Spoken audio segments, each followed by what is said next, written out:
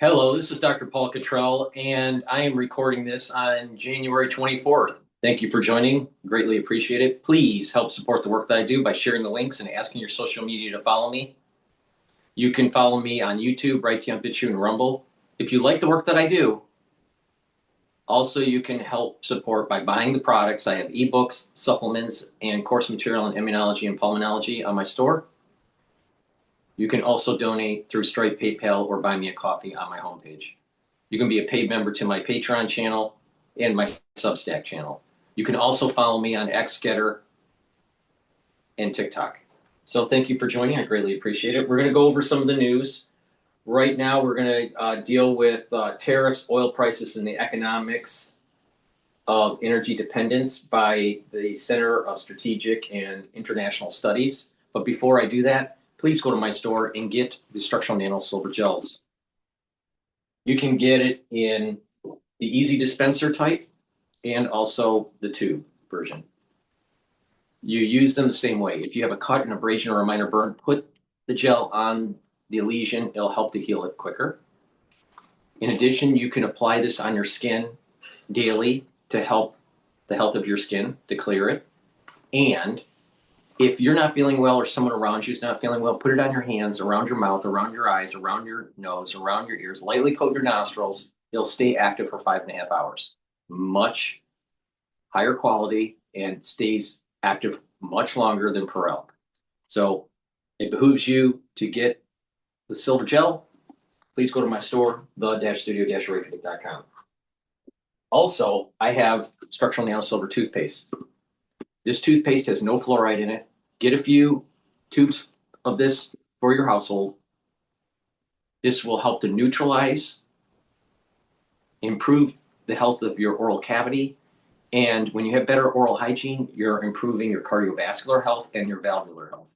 Really important. This is the best toothpaste that you can get. Get a few tubes of this for your household. And again, this is super important to use during the winter season to help to neutralize, and you know what you want to neutralize during the season, don't you? And magnesium and zinc. Magnesium and zinc will help to boost up that immune system, super important during the winter season, and magnesium and zinc will help with your brain function. Magnesium increases the efficacy of vitamin D3, so it's a very important supplement to take. Please go to my store and get the magnesium and zinc. Use discount 5, you get $5 off any order. Go to my store, the-studio-reykjavik.com. After a busy and remarkable week in geopolitics, in energy policy, we're back again with another episode of Energy Shots. Kevin, it's so great to be here with you. Great to see you, Joseph. So I have to say, we're recording on Thursday morning. We will broadcast at our usual Friday time slot. So caveat emptor, if anything happens in this dynamic week between now and then. Well, you bring that up. That's a great place to start because I have a gift for our viewing audience. And what is that? Well, it's a neologism, a new word created to help explain why we need that caveat before we start this episode. It's called InFOMO, which is like regular FOMO, but for information, informational fear of missing out. And in this time that you just described, there's a lot moving very fast, so quickly that 24 hours might be an entirely different world, entirely different market. And so it's InFOMO. It might also be InFOMO, which is that there's so much information going on that it's flooding the zone. Either way, there's your word for where we are. Well, this is, this week was such a fascinating thing to watch because you had the president taking a very aggressive stance on Greenland. We have continued consideration of military action against Iran as the protests there continue pretty steadily and unabated. And then you had the World Economic Forum, and I have to say this is one time where a trip to Davos actually looked pretty appealing to me, given all that was happening with the speeches, the statecraft.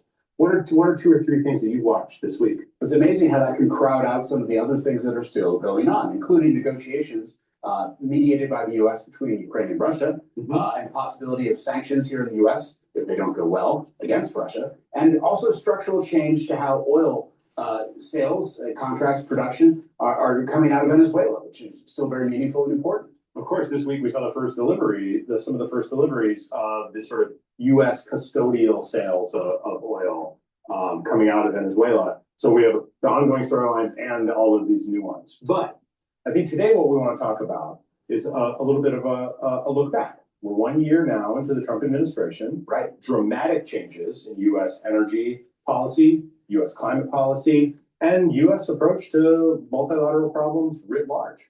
Well, I think the focal point, really, if we look back at the last year, was the president's deployment of his signature policy. You know, another thing that's going on is that everybody keeps waiting for the Supreme Court to rule on the International Emergency Economic Powers Act case to figure out whether the president's tariff-setting powers, which he displayed very ably with regard to Greenland just a few days ago, will be legal and what they might be replaced with. So maybe a focal point that is a good starting point for this conversation would be Liberation Day. Now let's talk about it. April 2nd, 2025. The president deploys his reciprocal and global tariffs, and markets crash. And so if you look back from that as base 100 being the day, April 1st, markets, crude markets, the S&P closed, and look at what happened. You have a divergence, and a divergence that happens to map directly to what the president said he wanted to do. He wanted lower energy prices, and he wanted more American prosperity. Of course, there's a lot of ways to measure prosperity besides the S&P 500, but using it as a marker, up as of yesterday's close on the 21st, 22 points since that base 100 on April 1st of 2025, and crude down a little bit more than 12 points, and actually down a little bit more even today as we're doing this broadcast, recording it ahead of Friday's release. And so what do you have? You have lower energy prices globally, and also a stock market that seems to have improved. How does that look to you? I mean, if you were to look at the statements of leading economists, you know, but by estimation, the tariffs that the president released on Liberation Day were the largest, sort of second largest unilateral tax increase on the American population ever, right? And I don't know that you would have thought that you'd see such durability in the S&P 500 over the course of the year, even though tariffs got traded away and very. What I'm going to do is I'm going to shift over the video here to the upper screen. I have quite a bit to comment about this. The reality of the situation is this: almost every single economist on Bloomberg was wrong. In April, when Trump announced his tariff policy, they thought the economy was going to crash, and that it would never come back, and that it was the end of American dominance, and that the dollar was going to be depreciating rapidly, and the bond market yields would skyrocket, and the equity market would tank even further. And what did I say? What did Dr. Paul say? What did he say? I said, buy and don't bet against America, because guess what? This is a perfect opportunity to get wealthy. And for the ones that followed my advice, you made a lot of money. All right? And I tell you on my shows on how to do it. All right? Almost every single economist was wrong. And the reason why, it's not because I have a Ph.D. in finance. It's not because I've traded the markets for more than 20 years professionally. Guess what? It's because I understand that you have to have a robust economy and build your economic clusters. Though that tariff policy was all about strengthening and reinforcing and growing the economic clusters in the United States. And all the economists kept on thinking, well, you have to have comparative advantage, and you got to outsource, and you have to bring down your labor costs and all this stuff. They were all wrong. And here's the reason. Their econometric models are parsimonious.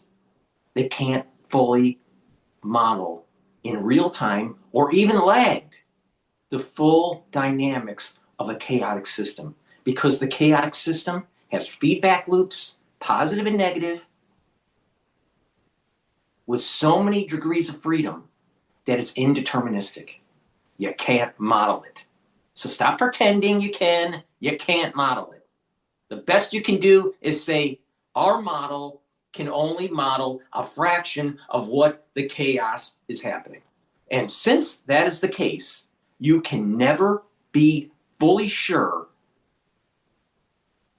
how a certain policy is going to propagate into the market. Now, if markets are stable or if the economies are stable, you can tweak it within a range. But when you change major dynamics like trade policy, foreign flows, energy dominance, it changes the whole equation. And the economists, the econometrics can't keep up. Every single economist on Bloomberg in April 1st, 2nd, it was 2nd, that when, so April 2nd, when it was announced, and throughout the whole April, called it wrong. And I said, don't bet against America, buy the equities. The dollar is moving towards a 10-year average. It was elevated because of the COVID era. And that America's back. And if you listen to me, you made money. If you listen to the Bloomberg talk hosts, they were wrong. The famous economists, they were wrong. Even the alternative news and podcasters out there that are negative on the dollar, they were wrong. Very few people understood the situation like I did. Okay, now with that said, it is important to understand that there's something bigger happening with the United States. It's metaphysical, and you can't model it in any kind of metric model. We have now reached the 250th anniversary of the United States and completed a cycle of Pluto around the sun. The birth of our nation is tied to Pluto. Why? I have no idea. All right, but it is. And we've finished that cycle. Now, looking back at 250 years, did it make sense to bet against George Washington, our founding fathers, and the Constitution? The answer is no. Now, do you really want to bet against America in the next 250 years? The answer is no. There's a metaphysical Cobb energy force that is a blessing to the United States. But we can't have hubris. We have to have humility and some wisdom to navigate into the future. But America's back, and America's not going to fail. All right? That's the reason why. Right there. That's the reason why. That's the reason why your S&P 500 now is higher. All right? And oil costs, this is measured in Brent, but oil costs are starting to go down. Now, if you pay attention to me, how to manage the energy markets and the equity markets, and what's going on with Bitcoin, right? We'll make money. Just listen. Just listen to me. And not only that, if you pay attention to what I have to say about how to slow down the aging process, it'll work too. Because that's what I do. And I'm older than Alex Jones. So all of these people out there, like Alex Jones, that thought it was the end of the world in April of last year, I said, he's wrong. He's wrong. There were other famous podcasters that said the same thing. They were wrong. Okay. Let's continue. All right, so this is the scorecard for the S&P 500 based at 100, which was, they're not showing absolute price of the S&P 500, they're showing relative growth of it. So 100 was what it was at on April 1st, and then how much it grew. So from April 1st, 2025 to January 21 of 2026, it went up 22%.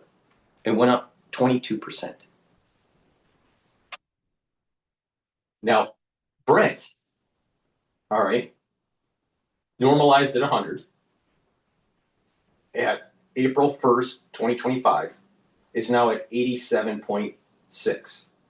So it has gone down 13%. Now, with cheaper oil around the world, with more military dominance in a growing economy, do you really want to bet against America? Does that make sense to bet against America? The answer is no. Almost every single economist is wrong. And I just told you why. Because they are over-reliant on a parsimonious econometric theory.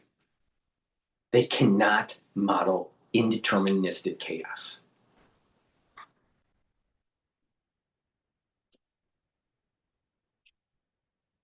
Trade deals. This is a significant change in U.S. tax and fiscal policy, and markets seem kind of durable. And at the same time, the president has continued to say we want low oil prices, and prices have gone down. A lot of that credited to OPEC plus adding back headline barrels to the global supply when markets were already long, and also maybe some demand weakness, which may be coincidental to the tariffs that you mentioned, but maybe not. We're all vulnerable to type 2 errors in making attribution. And so one of the things I think we can look at, and one of the things I looked at for this week is to share what happened with manufacturing employment and output. Much of the tariff storyline is about the U.S. using more aggressive tools in international negotiations, but a lot of it is also about restoring manufacturing jobs as a key component of domestic well-being, right? That the administration thinks that manufacturing jobs are the ones that should support families, they make the U.S. stronger. The more we make it home, the more secure our economy is. All sorts of builds up the economic cluster. Seasons. And so the question is, are the tariffs working to change manufacturing output? So we pulled data from the Fed and from BLS, and what we see here is first blue, which is manufacturing employment, and we have a very non-zero start to the chart. This is thousands of jobs. And you see like a bit of a trend downward in manufacturing employment. This is about a 0.3% drop over the course of the year. So it's not a catastrophe, but you do see a little bit of a fall off.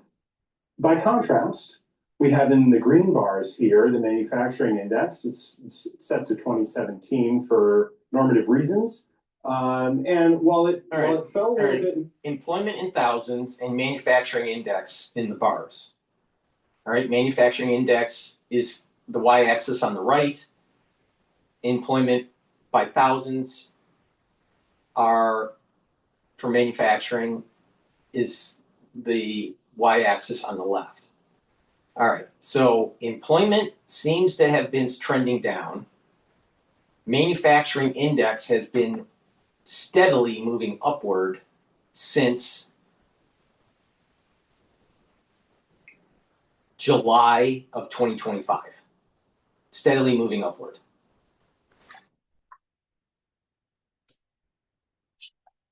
So our manufacturing, manufacturing is increasing. Over the course of the year, we saw quite a bit of stability, and now you actually see rising productivity, much of that being in base metals and aircraft. Is that seasonally adjusted? I did not seasonally adjust this one. We'll get to seasonal adjustment in a minute. But what the storyline you might talk yourself into toward the end of the year, there's been some productivity increases in manufacturing. That might not be bad for the administration's agenda. Much of what they're trying to achieve are not just numbers of jobs, but good jobs. And it'll be interesting to see.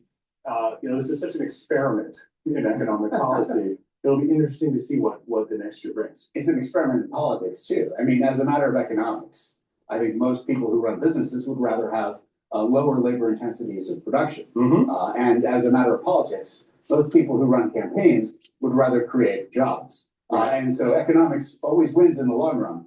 But in politics, as I think we've said on this show before, there is no long run. And the other major thing to think about in this context is, what does this mean for energy? So here we have actually seasonally increased consumption for the industrial sector here in the U.S. We don't have the new enough data to look at 2025 in terms of all energy consumption for manufacturing. Hopefully our friends at the EIA can speed that process up as part of their modernization. We've got Liberation Day denoted here. And not much to annual signal, actually. This is kind of, once you seasonally adjust, because there's a lot of electricity consumption in the summertime, you don't see a lot of change in 25 into 26. And compared to previous years, this is about a 2% year-over-year increase in every month. And so we see, again, like a little bit more manufacturing activity in terms of electricity consumption. Maybe some electrification of facilities is occurring here, but no major changes. The use of Reason AI. why this is, of course, interesting is we are also now manufacturing intelligence in large data centers. And so how much that new demand signal is changing electricity prices is not just a big source of concern for politicians in facing a mid-year or midterm election, but is a question for the broader economic agenda of reshoring manufacturing. Secretary of Interior Doug Burgum, also the chair of the National Energy Dominance Council, is fond of using the words intelligence factory instead of the words data center, because he wants to get to that manufacturing of intelligence, which he mentions is also as a non-specific good that can be an input to all industries as a precursor to all economic propositions. Base metals, tokens, well, whatever you need, the US can make it. Including research. And Kevin, fossil fuels. And fossil fuels. Well, this is where things get interesting. So the proposition that the president put out there for lower energy prices has a bit of a headwind for investment in energy. One of the things that people who sell energy like is higher prices, which again goes back to that politics economics dichotomy. And what we have here is an adjusted investment for upstream oil development based on the cost index using a 2000 base. And so this gives you a sense of sort of what real investment looks like. And then you can see that the new output that happens within a year of that investment. Can I briefly pause for interpretation? So this cost index is like, equipment, pipes, labor might have been cheaper in one year or another. And this gives us a way to sort of estimate that. Right. To think about investment in common size terms rather than looking at a nominal number that may reflect significant cost increases. This is a way of netting out that cost factor. So leaving aside what the actual numbers would be on the y-axis, what we have is something that's consistent across the expanse of time. And so it gives us a way to look at what oil output did based on that sort of real-ish investment. And what it does is it correlates really closely, right? So it's about a 0.6 R squared, 0.8 positive correlation, which, by the way, if you square it, comes to 0.64. So there's your 0.6. Math is fun. And what do you get? Well, you get this notion that if you have lower prices, you probably get less investment. Right. You have higher prices, you get more investment. When you have more investment, you get more oil. And then you get lower prices. Seems like there's a bit of a cycle. The cure for high prices is high prices, apparently. Dr. Market says that. And yet what the administration wants to see, what the American voter may want to see, is low prices and higher output. What's the story of that?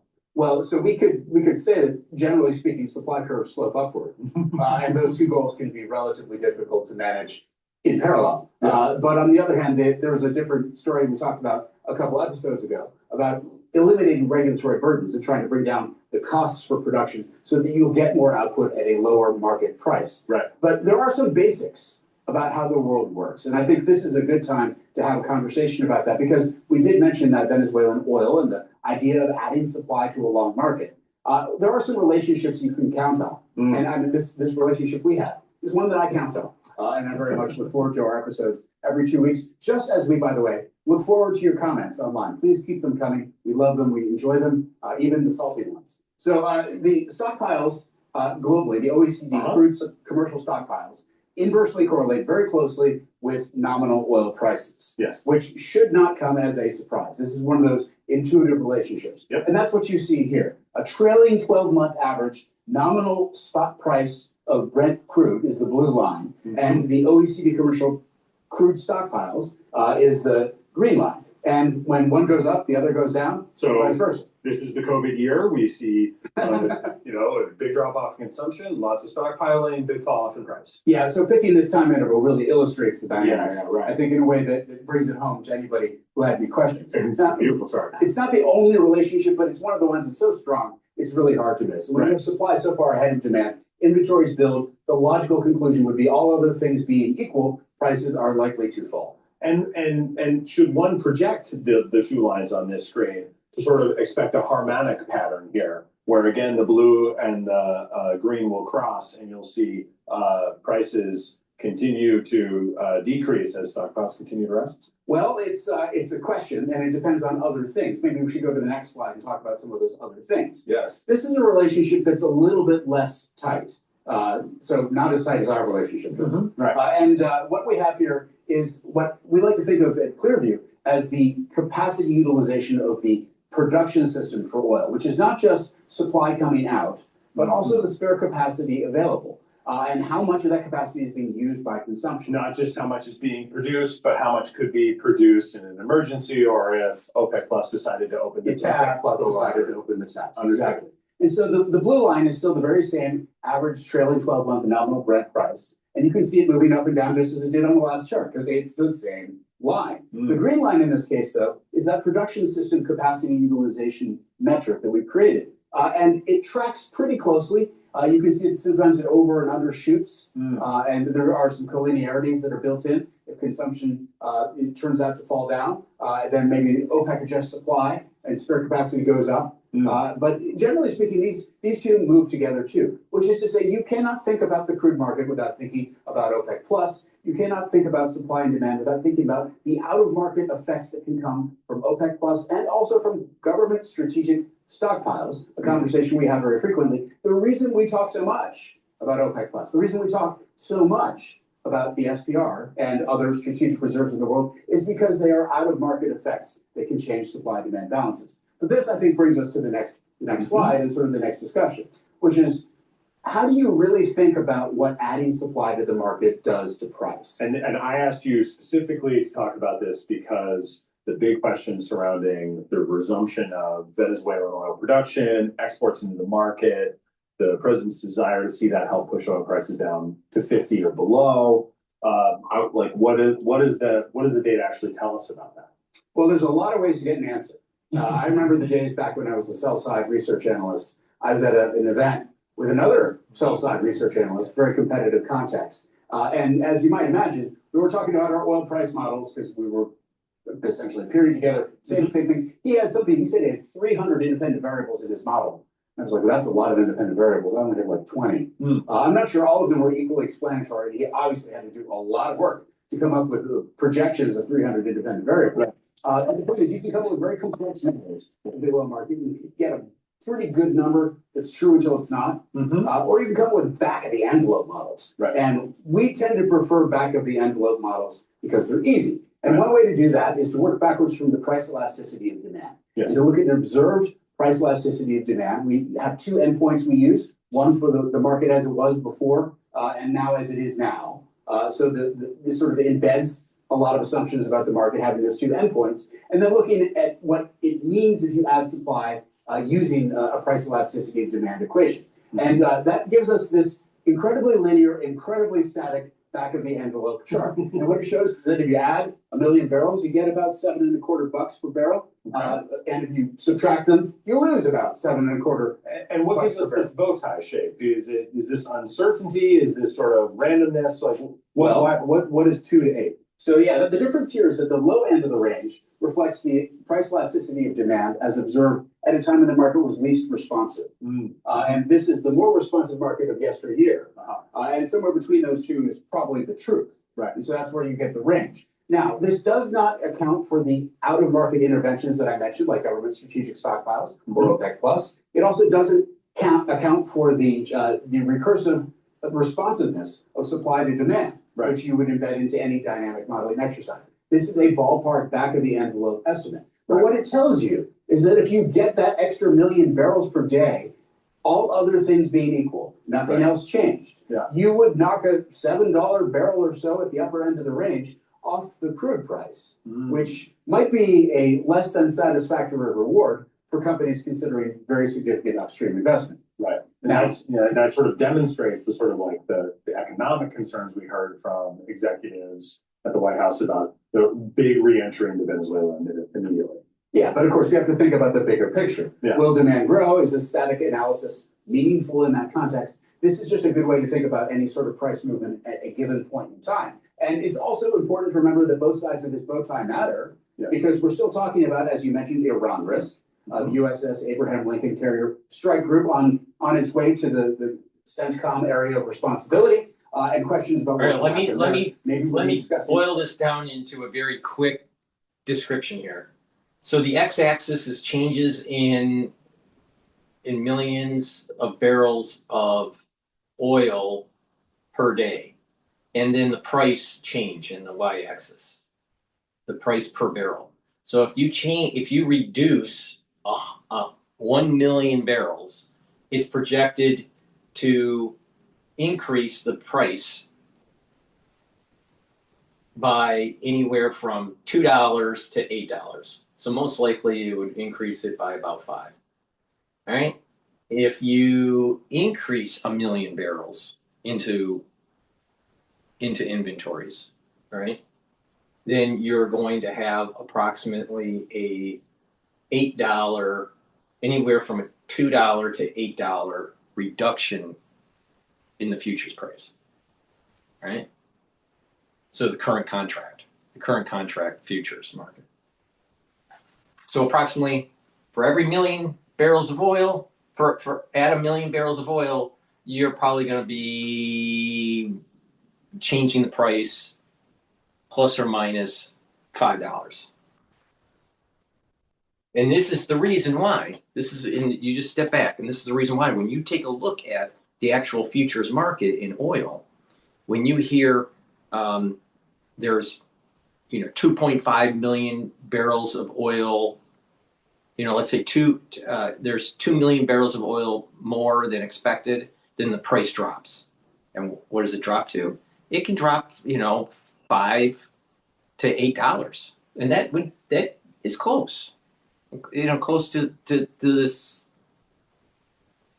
estimate. If you start hearing that the inventories have gone down 2 million, then the price is going to go up, maybe $8 or so. So it's close. It's close. Usually these swings are like 2.5, 3, 4 million barrels.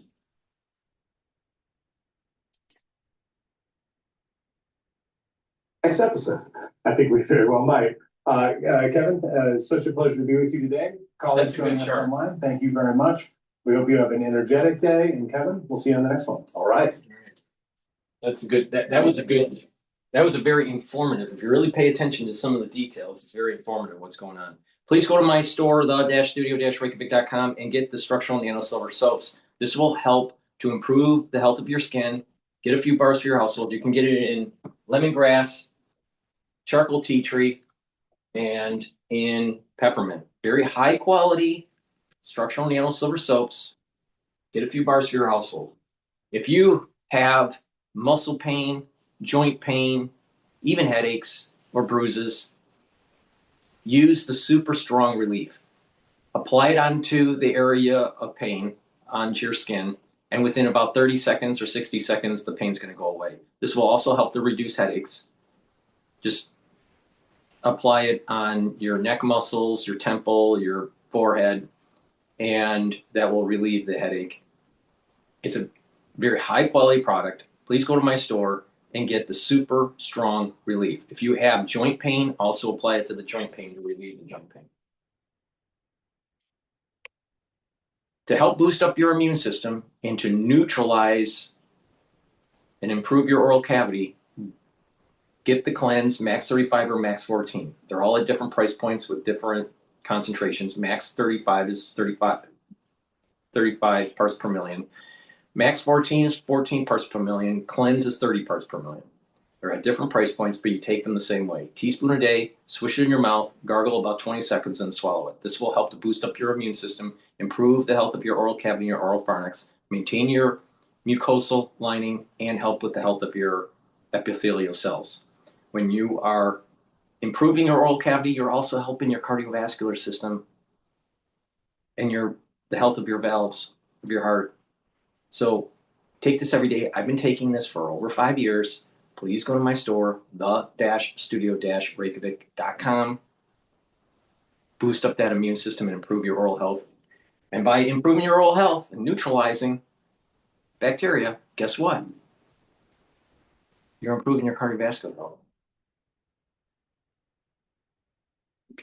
And the probiotics. Probiotics are really important for a gut biome. So you can get it in a powder form or in the veggie cap form. And by having a good gut biome, what it will do is improve the mucosal lining, increase your immune system, increase the concentration of IgA, which is really important, reduce leaky gut syndrome, allow you to sleep better, allow you to concentrate, get rid of that brain fog. With better sleep, you're detoxifying your central nervous system and consolidating memory. So having a good probiotic is actually helping with brain function.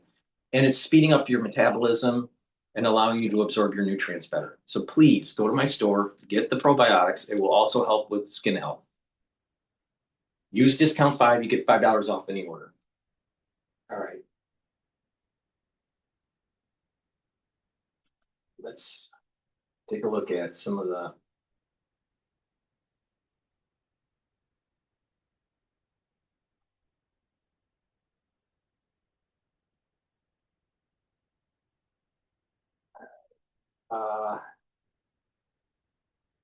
let's listen into,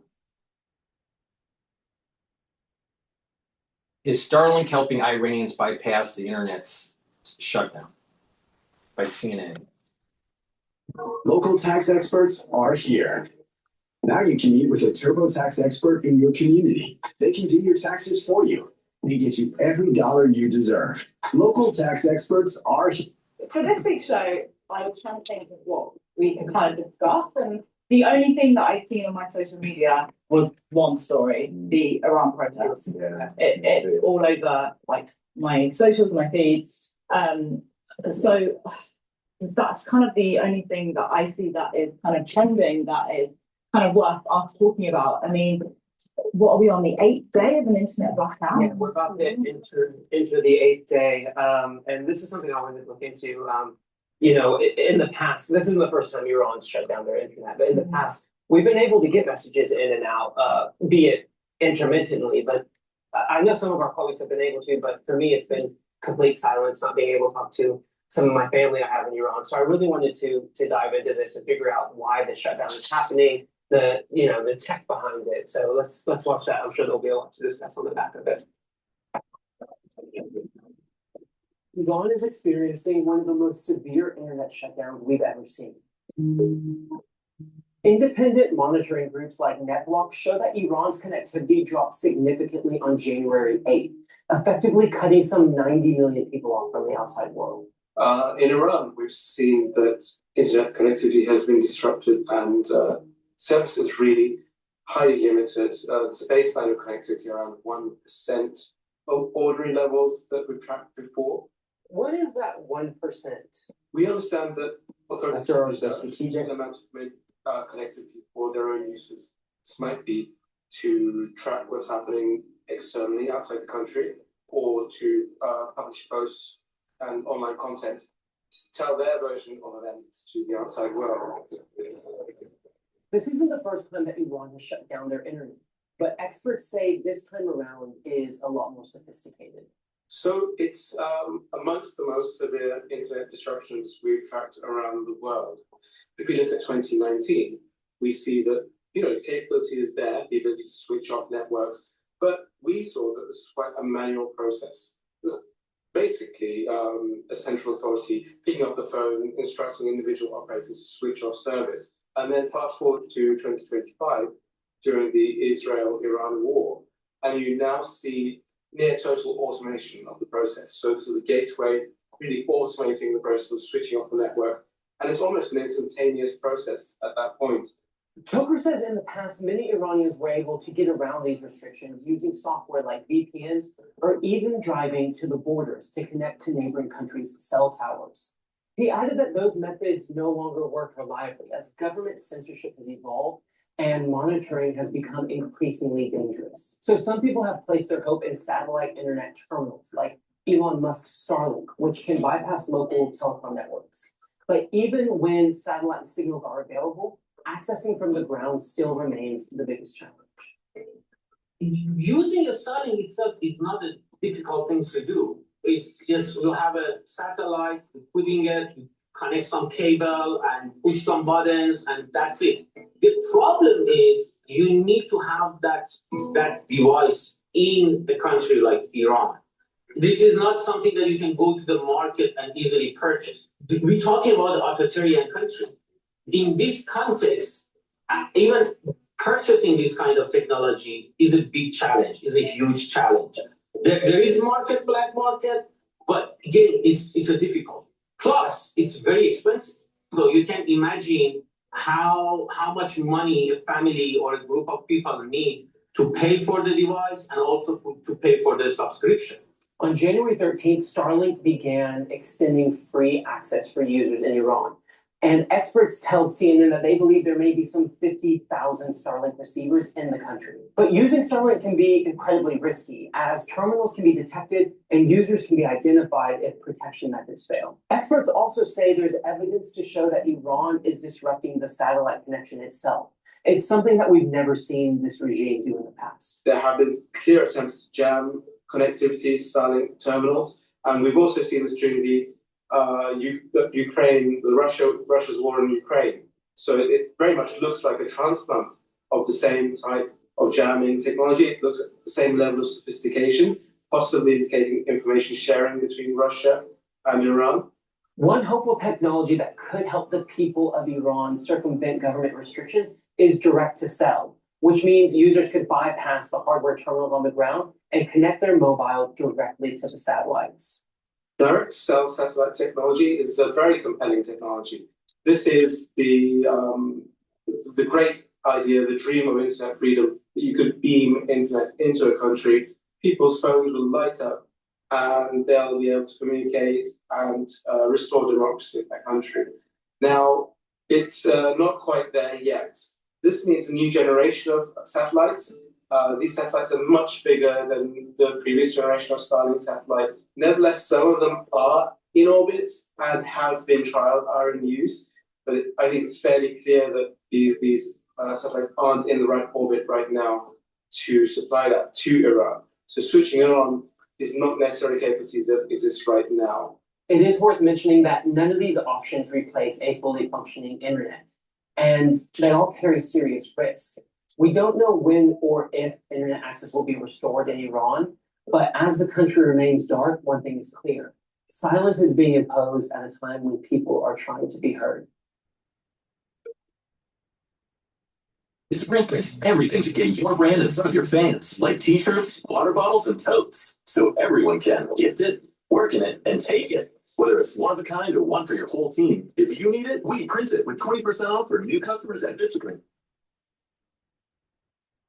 You guys mentioned at the top that this blackout is now into its 8th day, and we heard from one of the experts there that he said it's one of the most severe that he's seen. You said you have family there for people like you, people around the world that are trying to get in touch with family and check on their well-being. Must be quite scary. Is there any indication of how long it could go on for? Well, that's the problem. We don't really know. And, you know, Iranian media closely affiliated with the Revolutionary Guard, so take it how you will, said yesterday that it could take up to 2 weeks until they reach a decision if they'll restore internet, you know, based on the relevant authorities. So, you know, who knows what that means? Who knows how long it could take? But Iranian media is saying 2 weeks potentially.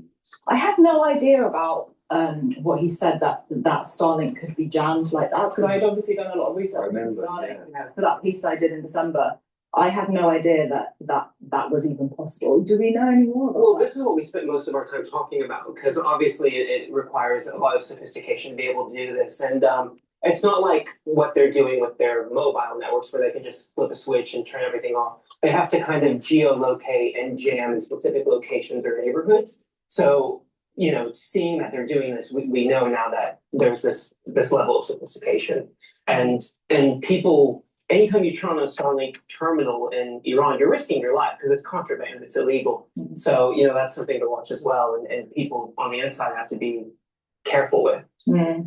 I definitely know the least about Starlink, the three of us, but that was the first time I was hearing of that direct to cell. Can you tell me, I mean, as somebody that doesn't know much about that, give me an explanation. Well, yeah, I mean, Alp said it, brilliantly. He's like, this is the dream when it comes to mobile connection.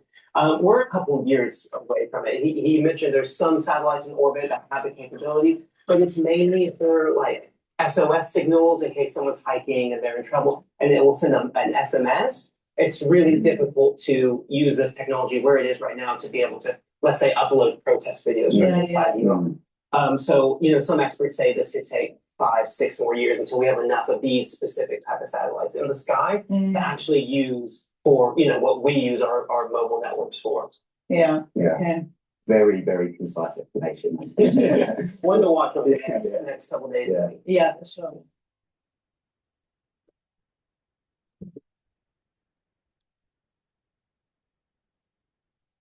Alrighty. All right, this next video, My healthcare provider. I don't really have much to say about the Starlink in terms of Iran, but I think it's interesting that there's other means to try to get communication. It does seem that we're not getting enough like what's going on the ground. Now, Trump's probably going to hit Iran. The question is when. Now, I suspect that when he does hit Iran, when the Abraham Lincoln is in the region, and supposedly it might even be there, who knows? Early on, there was reports that the Gerald Ford from Venezuela was going to go there with the Lincoln. Then later reports said the Lincoln strike group, the aircraft carrier, was going to go only. So I'm not sure really what the story is there. It's probably just the Lincoln. There was also another story on X that I think it was George Bush aircraft carrier was coming into the region too. So, but I haven't heard anything other than that one report. So that might be just garbage. You got to be careful because there's a lot of stuff that's just said, especially on X, that may not necessarily be true. But I think it's very important to understand that Trump is getting ready for a hit. If he does hit Iran, it's going to probably have overwhelming power in terms of areas of striking. All right. Some rabbis out there in Israel are saying, you know what? Iran is planning on making a major offensive during Passover, which is in April, beginning of April. So this may be another reason why in the region we're moving more military power, military equipment in that region for that potential event. Question is are we going to wait for that event to happen and then strike? Are we going to try to deter it by just showing force in the region? Are we actually going to have an offensive even before they potentially make their strike on Passover? Iran makes their strike on Passover? Who knows? But I think it's going to affect the energy markets. When we hit, it's probably going to be with more violence and more destruction than during the B-2 bomber run. So I suspect that oil will pop $5 or more a barrel. All right. And it may sustain there for a little while. We may see this not just in a day, but it may actually be for a few weeks. It all depends on what happens. And then if we have any casualties, especially lost aircraft or some of our ships are knocked out or hit, oil prices will go to $10 a barrel. All right. So there's this moment where you might want to hedge it, but if things don't happen in Iran, oil prices are probably going to start to drift down. Now they're drifting slightly up because of the cold weather in the United States, but in the next 10 days, it's going to get warm again, and then oil is probably going to start to drift down. But if Trump does that hit within the next 10 days or even after the cold spell, oil could spike.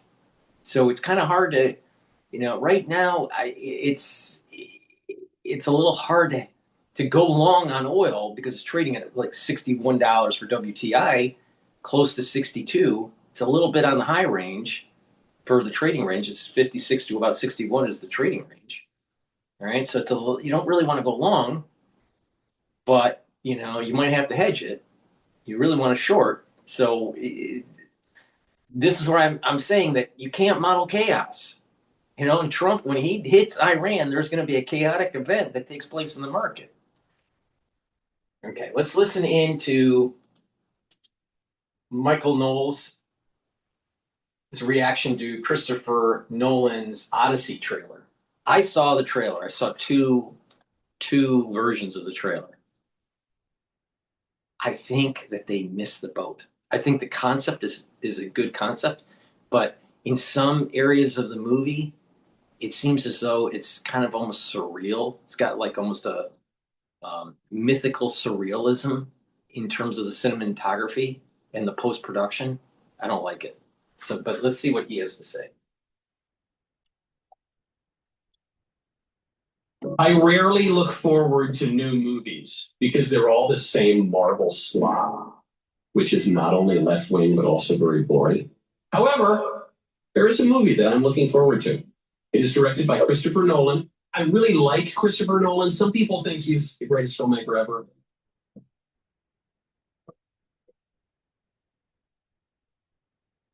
I think his movies are good. I've enjoyed them over the years. I'm not a fanboy camping out on the street, but I hear Christopher Nolan, I say, oh, this could be good.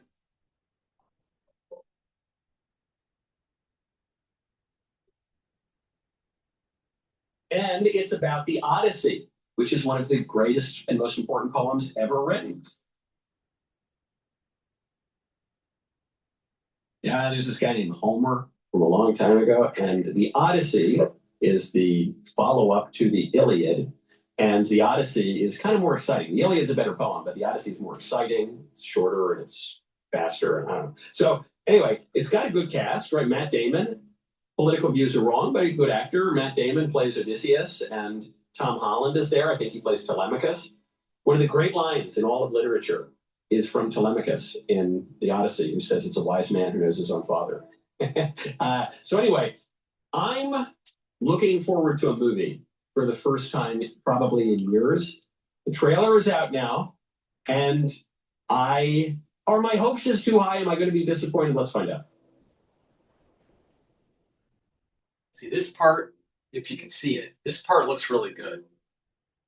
The cinematography on this part is great.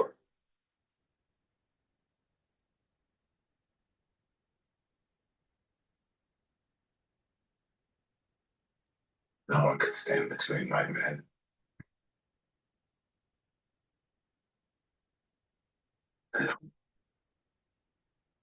This is done really well. There's a sea. Not even me. I'm trying to get it so you can see it. There's a lot of darkness.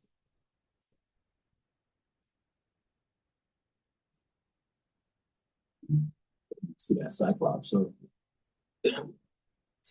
the cinematography on this part of the movie is really done really well.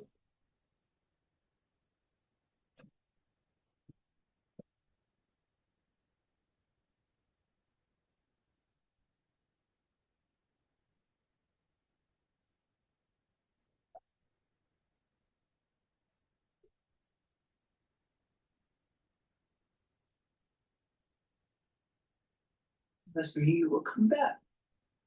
What if I can't? So this trailer is good. All right. All right. Now I'm gonna stop Nolan's. I'm gonna stop Nolan's for a second here. And we're gonna go to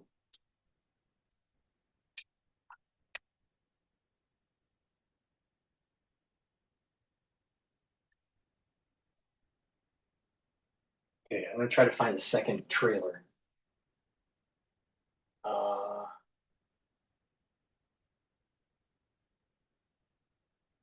Is it this one? No. All right. So he showed the official trailer, and there's this other one. All right, this one right here. I don't like this.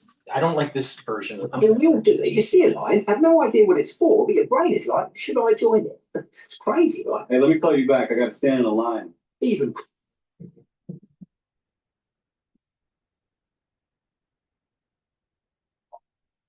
We won the war. See? There's this mythical kind of cinematography with it, probably at the very beginning of the movie. I think it's garbage. See, it's almost like it looks like AI generated. Forget is See? good. See, it's like surreal. It's got a surrealism post production.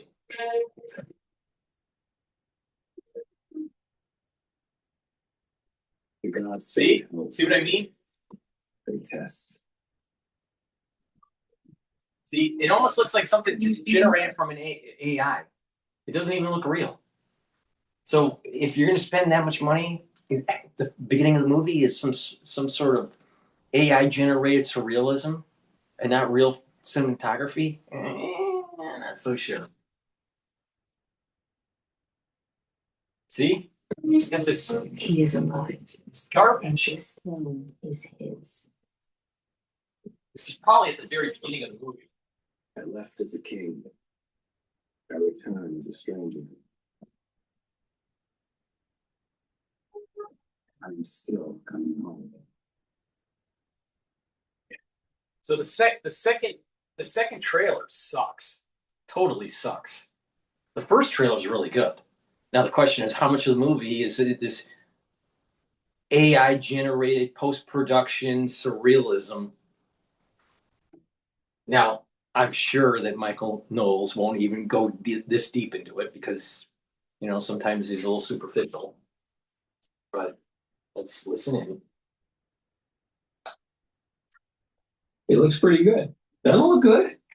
I think we're out of peak woke. I think woke is over. Had this been coming out, Christopher Nolan or not, especially if it were not with Christopher Nolan, had this been coming The first version of it, the first trailer that was released, very good. Second one, something's not right about it. Something's not right. It's got that AI generated surrealism.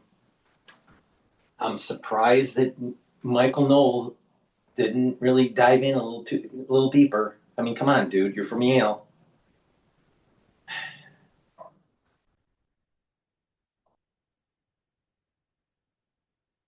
3 years ago, I'd say this is awful. Anne Hathaway's going to play Odysseus. Matt Damon was going to play the Siren. I don't know. The Cyclops would have special privileges according to the ADA. It would be a disaster. They'd all be black or Muslim or indigenous. No, I feel good about it. Nolan, it was clear, had a little more of a conservative impulse going all the way back to Dark Knight. And so you feel good about him. I don't care. Left-wing actors can be in some of the great right-wing movies. I mean, just think of Hail Caesar by the Coen brothers, who are magnificent filmmakers and clearly a little more on the right. But they made that great movie Hail Caesar starring George Clooney, who is the poster boy of left-wing Democrat Party darling in Hollywood. Clooney played himself as a bumbling left-wing, taken in by the communists kind of movie star in probably the most right-wing movie made in the last 50 years, Hail Caesar. So it can happen. And Matt Damon's a good actor. And who else is in here? Charlize Theron, Robert Pattinson, Zendaya. I still don't really know who Zendaya is. There's one thing to look out for. What? Do you remember someone named Ellen Page, who's now Elliot Page? Yes. She's in the movie, but they don't tell you what character she plays as now a man. She could be Telemachus. Telemachus is like a young, depends on where in puberty. I guess Telemachus is a little bit older, right? He's got his beard, which is why the mother, or the presumed widow of Odysseus, is now going to have to marry one of the suitors who's trying to take over the kingdom. But so it could be Ellen Page as Elliot, could be playing Telemachus. But no, they say Telemachus is someone else. This is Tom Holland. So I don't know. Is she one of the sirens? They don't say. It's pretty hush hush. I don't really buy Ellen Page as a siren today. I don't really buy that. Who could it be? She's not the Cyclops. She's kind of diminutive. Huh. Yeah, I don't. Well, I guess I'll just have to see it to find out. But that's fine. You know, just because someone has like weird sexual hangups doesn't mean they can't be in a movie. I mean, most people in the theater have weird sexual hangups. So if that were disqualifying, you'd lose a lot of great art. It's true of art generally. You know, we would lose Caravaggio and all of them. So, okay, I'm just reserving judgment. I look forward. When does it come out? $250 million budget. July Trailer 17th. 39 million views comes out in July. Okay, all right, I'm in. Sign me up. Take my $12 or whatever the movie's called. It's going to be like $25, dude. Wake up.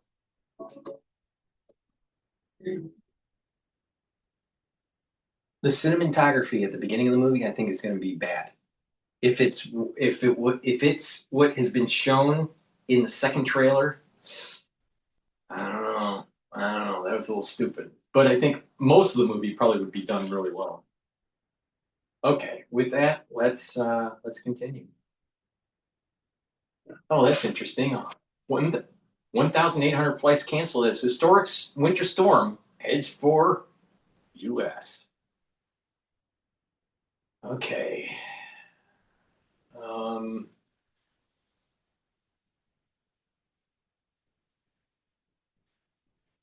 Let's see here.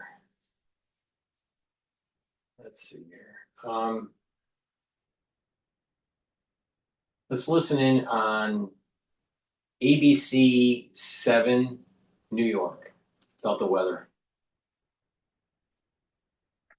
One place that is going crazy for this storm is Mountain Creek. I was there yesterday. I was skiing for 3.5 hours. I didn't mean to ski. We were up there like hiking and doing other stuff. And well, after tomorrow, they're gonna really love it. Don't go tomorrow. Not tomorrow. You should not be on the roads. You should not be going anywhere. But later this week. But later this Amazing. week, man, I'm so excited for the ski areas with all the snow coming in.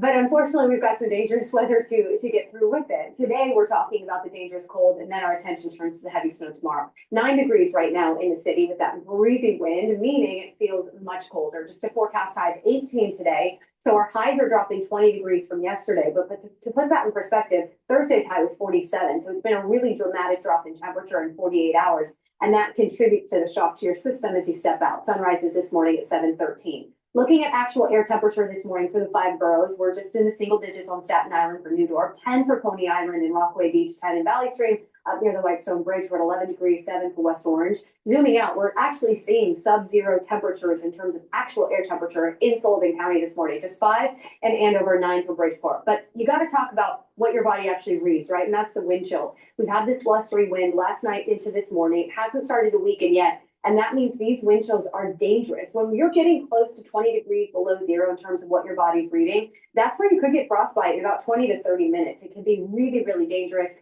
So you want to limit that time outside if you can. And if you can't, because I know a lot of us still have storm preps to do, whether it's heading to the grocery store or just making sure everything's good outside your home, you got to cover every bit of exposed skin that you can because of how dangerous these wind chills are. This morning, we're still looking at gusts anywhere from 25 to 30 miles per hour close to the city, but you see out east in Montauk, still close to 40 miles per hour. That wind will weaken throughout the day, so might not see as much separation between air temperature and actual wind chill as we move into this afternoon, but it's still going to stay absolutely frigid. Cold enough through this morning and early afternoon that it prompted a cold weather advisory. It expires at noon, but I'll tell you, it's still going to feel like single digits or sub-zero into the second half of our Saturday. Then our attention turns to the winter storm on the way.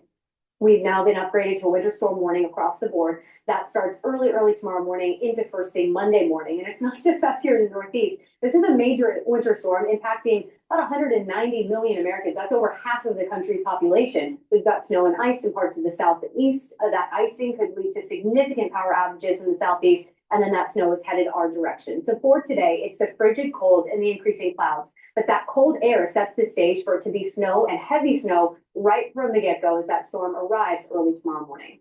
So timing this out, you see the teens as we head into this afternoon. We'll get a little bit of sunshine today with high clouds, but again, limit that time outside because of how dangerously cold it is. Overnight into tomorrow morning is when the clouds thicken up. So this is about midnight. We're still dry, we're still cold, but it's mostly cloudy. And then by sunrise tomorrow morning, we're starting to see the snow slide in. So from the city south and west is where the snow will arrive first. That's by about sunrise tomorrow morning. Looks like it arrives in the city between 7 and 9 a.m. and then it is heavy for several hours. We're looking at snowfall rates anywhere between 1 inch and 2 inches per hour for about 4 or 5 hours tomorrow morning and afternoon. That's why we're looking at those snow totals really stacking up before that potential transition to sleet or ice. This is 11 a.m. Widespread heavy snow. Again, these snowfall rates are 1 to 2 inches an hour for hours and hours and hours. We'll continue with that heavy snow north and west of New York City as a bit of a sleet mixes in as we head toward 3, 4 o'clock tomorrow afternoon. Now, where that line sets up will really impact this potential snow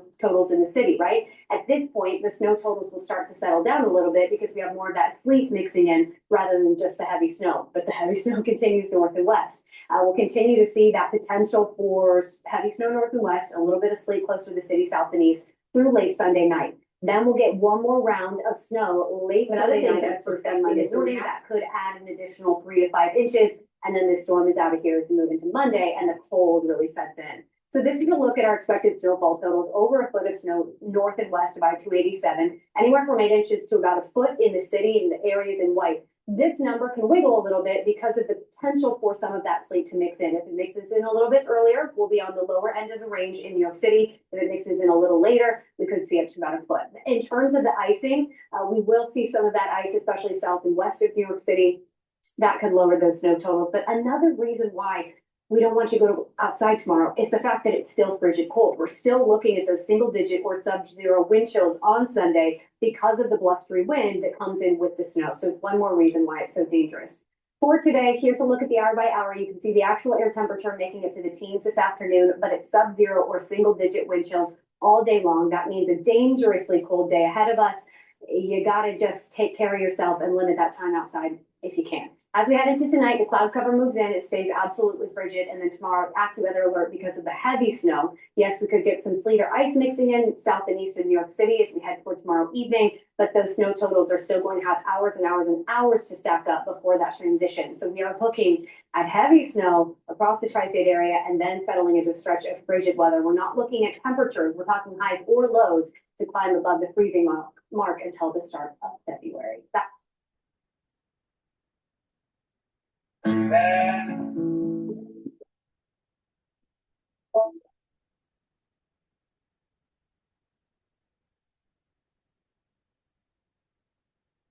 All right, we're going to go to a Fox News video. Nurse targets Levitt's pregnancy in online rant. But before we do that, please go to my store, the-studio-reykjavik.com, and get the olive leaf extract. Why? Because it's dual purpose and it'll save you money. Olive leaf extract will bring down inflammation and help with your lipid profile. That will help to boost up your immune system and prevent plaque formation. Multivitamins, super important to take. It's part of the foundation of the anti-aging protocol. These multivitamins are easy to digest, and they are cofactors for enzymatic activity, so you have a better metabolism and your cells perform properly. Please stack this with the probiotics to get the max benefit. Clarity factor, very powerful neural stack to help with your brain function. It will allow you to get rid of that brain fog, concentrate on tasks, and improve the dendritic connections so you're thinking faster and improving your memory. This is a very powerful stack that you should be taking every day. Please drink it with filtered water, take it every day. And omega-3 will help to improve your cardiovascular health, brings down inflammation, helps you to control your lipid profile, and reduces the over stickiness of your red blood cells to prevent overclotting. So a great stack. Help with your cardiovascular health with omega-3, help with your brain function with clarity factors, help with your overall cellular processes with the multivitamin and improve your cellular metabolism, and olive leaf extract to help boost up your immune system and help with your cardiovascular system.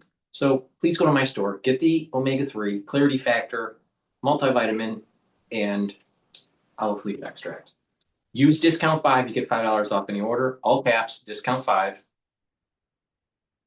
Go to my store, the-studio-reykjavik.com.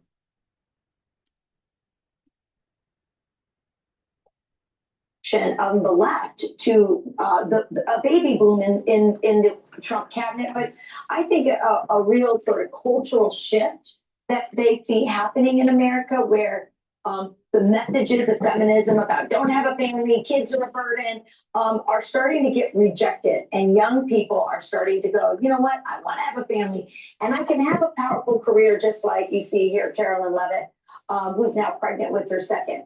Get this, there is a nurse who put online a TikTok video. Her name is Lexi Lawler.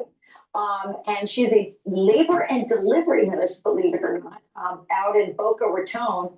And she said this when she learned about Carolyn Levitt having another baby. She says, as a labor and delivery nurse, it gives me great joy to wish Carolyn Levitt a 4th degree tear. And she went on to say some other crude things about basically hoping that Carolyn Levitt has a very painful and delivery that causes her lots of future medical problems. This is disgusting stuff, you guys.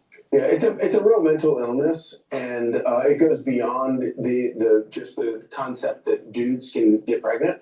It goes to a very broken heart and hatred, a level of hatred that, and I guess some of it is probably exacerbated by the fact that this is on TikTok and it's online, and people think that they can just say things and that it has no meaning because it's all like online or whatever. But you have to be a seriously corrupted human to say something like that, especially when you work in an emergency room where you deliver babies. You know what all of this means, and the specificity of her wish is what is, to me, is kind of the most heartbreaking. Imagine having her as your nurse. You know, and you know, it's worth pointing out, during the first Trump administration, we saw similar things of this I'll tell you vitriol. what, there's an awful lot of nurses and doctors, but an awful lot of nurses that are woke.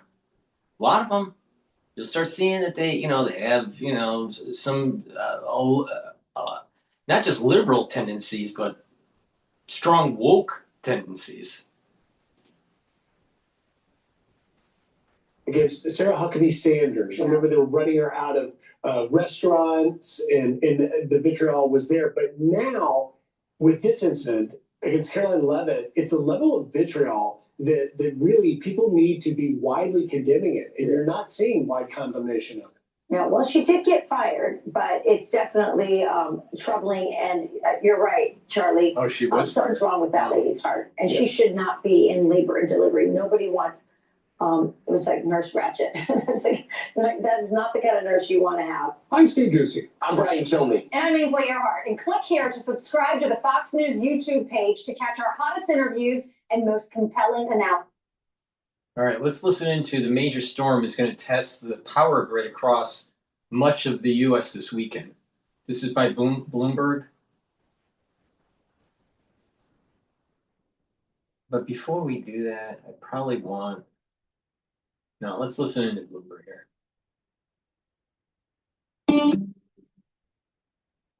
Bloomberg Audio Studios. Podcasts, radio, news.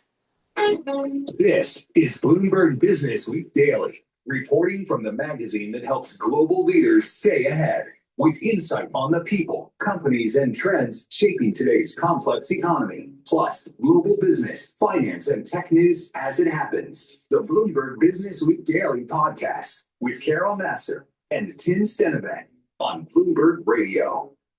All right, folks, let's get to what is top of everyone's mind, and that is the winter storm stretching from the southern Rockies to New England. It is expected to impact at least 170 million Americans, including everybody around the table and certainly here at our New York bureau. Let's get the latest. Bloomberg News energy reporter Josh Saul back in the house with us. So where are we? Has it gotten any better? Still gonna snow, Josh? It's still gonna snow. It's gonna snow a lot. We're gonna see up to a foot of snow here in New York City. Okay. On Sunday. I cancel my kids' basketball game.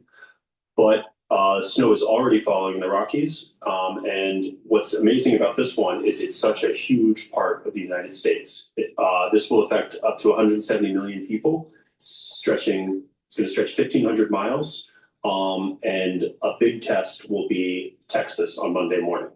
Why Texas is such a test? Is it because of what happened there a few years ago? Is it because of the concerns with the power lines freezing there? What is it? It's partly because we saw so many deaths in such an intense power grid emergency almost 5 years ago. But Texas is not used to extreme cold. So when you have a polar vortex, pressing down from the Arctic like we have, that's going to put a lot of stress on the state. The state's power grid is expecting a demand peak of 84 gigawatts. That's not just going to be a winter record, it's going to get close to a summer record. And that much demand is going to be tough for the grid to keep up with. Wait, can you just explain 84 gigawatts? We hear kilowatt hours. Yeah. Is sort of like what our own home energy use is measured in. Gigawatts we hear in relation to AI. So gigawatts are the big boys. Okay. 1 gigawatt is roughly the output of one nuclear reactor. So if you think of, the nuclear power plant in The Simpsons, 84 of those, producing power across Texas.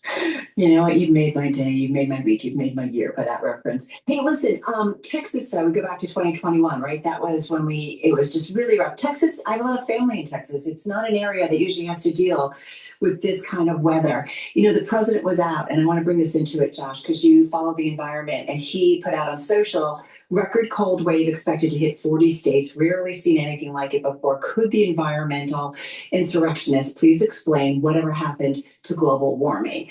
What do you say to that? Because my understanding of global warming is, yes, the planet is getting warmer, but there's also extreme movements when it comes to weather overall. And that is certainly what we've seen. That's right. So global warming is one term. Climate change is a more accurate, broader term, because what climate change does is it makes for more erratic swings in temperature and more types of extreme weather. So sometimes that can be global warming, a warming and a drying, making for more intense wildfires, for example. But it can also do things like make hurricanes more powerful by making more moisture in the air, so those swirling winds pick up more water out of the ocean. And that's what we've seen in terms of intensity of storms, whether it's winter storms, whether it's hurricanes, and they're also happening in places that they didn't used to happen before. Right, and actually with this storm, the fact that there's so much cold air pushing down out of the north, the reason it's able to come so far south and this storm is going to be striking Texas is because the jet stream is not keeping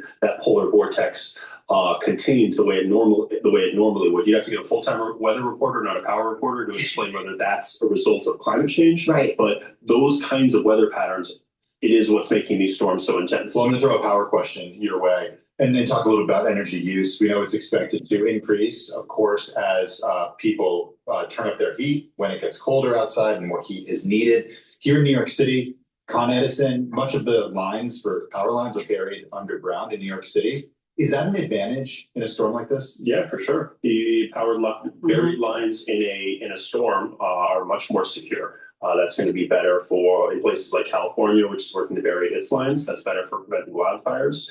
And in a place like New York City, having the lines underground means they're less likely to freeze, get overloaded, have a tree fall into them, get knocked out in that way. All right, gonna leave it there. Hey, Josh, thank you so much. And you've done this, keeping us up to date throughout the week. Appreciate it. Josh Saul, Bloomberg News energy reporter. Stay with us. More from Bloomberg Business Week Daily coming up after this.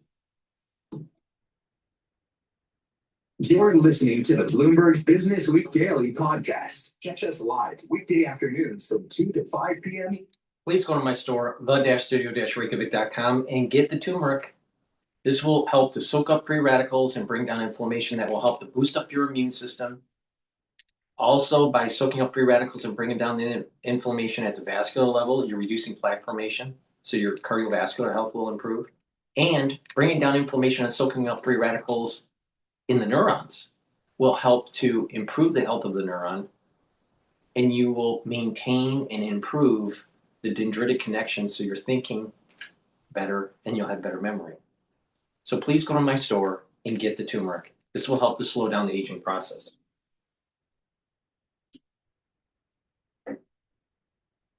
Listen on Apple CarPlay and Android Auto with the Bloomberg Business app. Or watch us live on YouTube. All right, so let's add it all up. Because we have had a jittery week when it comes to the market, moving right. sometimes off. I'm gonna pivot over to Fox News, talking about massive armada moving to the Middle East. So this is dealing with the Lincoln strike group moving into the Middle East, potentially setting up for operations against Iran.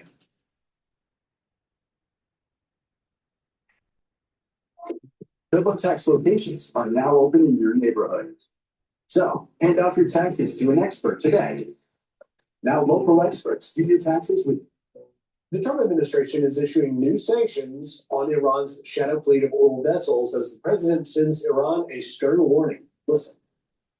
We have in Ramada, we have a massive fleet heading in that direction. And they won't have to use it. The U.S. is building up its military presence in the Middle East ahead of a possible attack, and more ships are expected to be on the way. Let's bring in Dr. Kanta Ahmed. She's a senior fellow at the Independent Women's Forum and member of the Council on Foreign Relations. Good morning, Kanta. Thanks for joining us. You know, as we see this build up and these sanctions being added, where do you see this heading? We're days away from, I think, an extraordinary strike. We don't move these kinds of assets for a vanity project.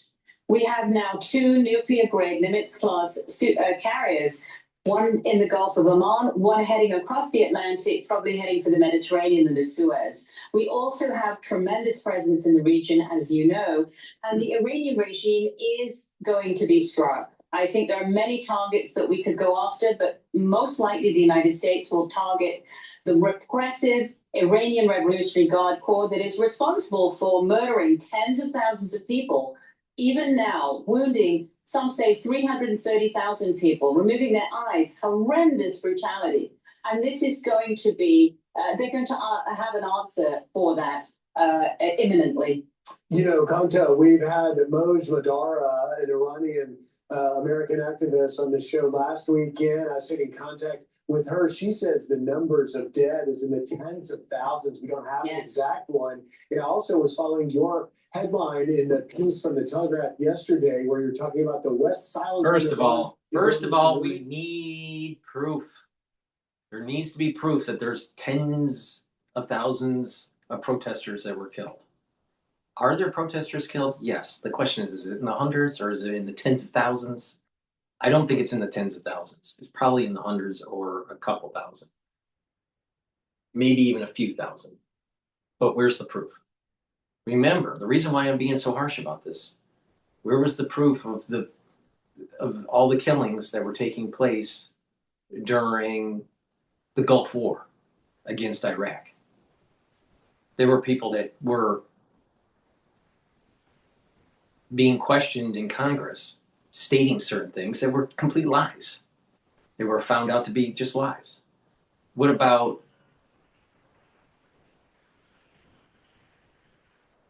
certain things being said in the Middle East that happen to be embellished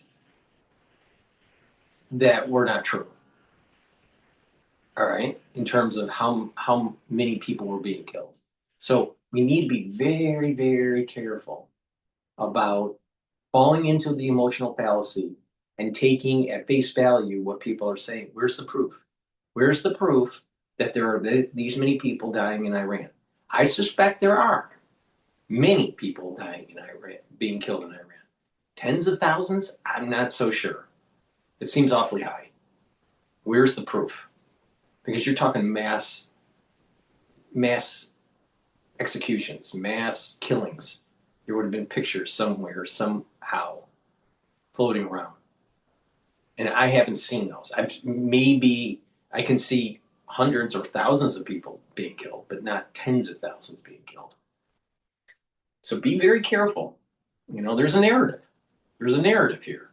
Now, I think that we should destroy the Ayatollah. We should have done it when we used the bombing run by the B-2s. We had a perfect opportunity to decapitate the Ayatollah after that bombing run. Either the United States doing it or Israel or working together. Trump chickened out. So I'm for hitting Iran and destroying the theocratic regime. But where's the proof? Where's the proof of the atrocities?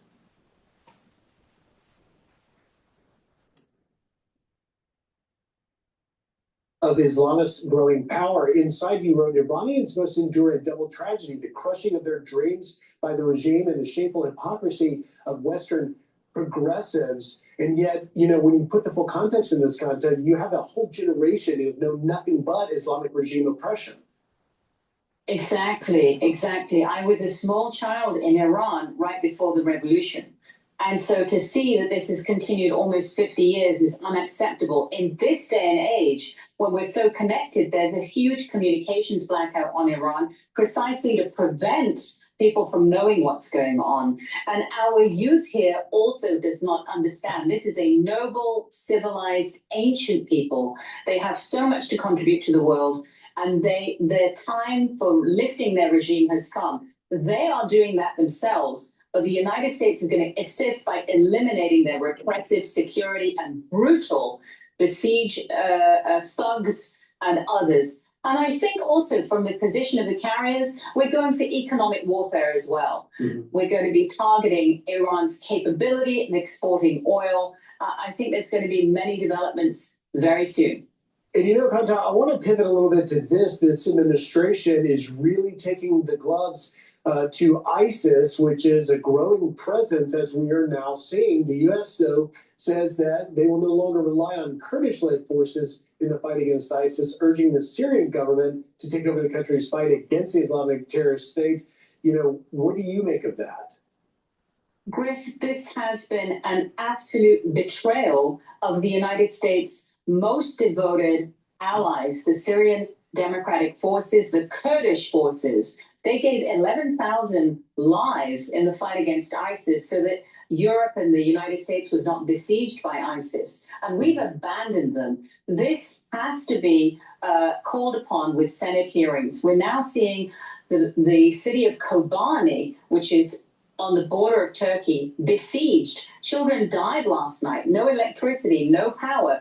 They're surrounded by al-Shara's Islamist jihadist forces. There's been a massacre, genocide on Yazidis, the people that were nearly erased by ISIS, all apparently okayed by Tom Barak, the U.S. Special Envoy.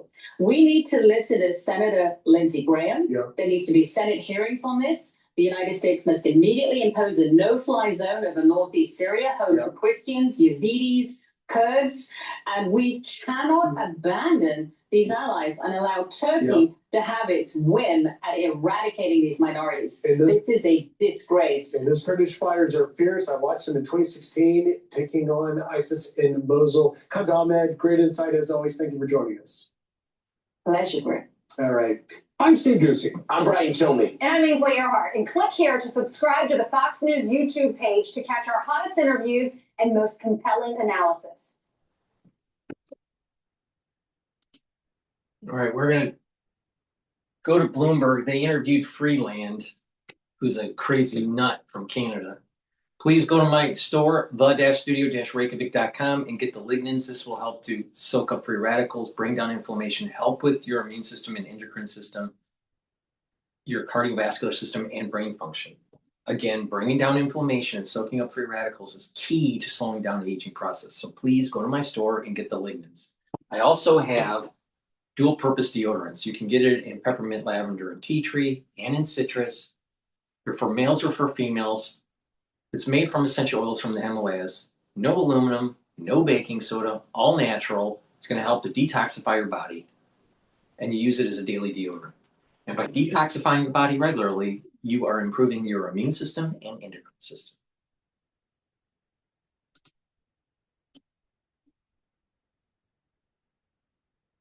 Deputy Prime Minister and Foreign Secretary of Canada, and recently became an unpaid economic advisor to the Ukrainian president. She was there for the Trump-Zelensky meeting.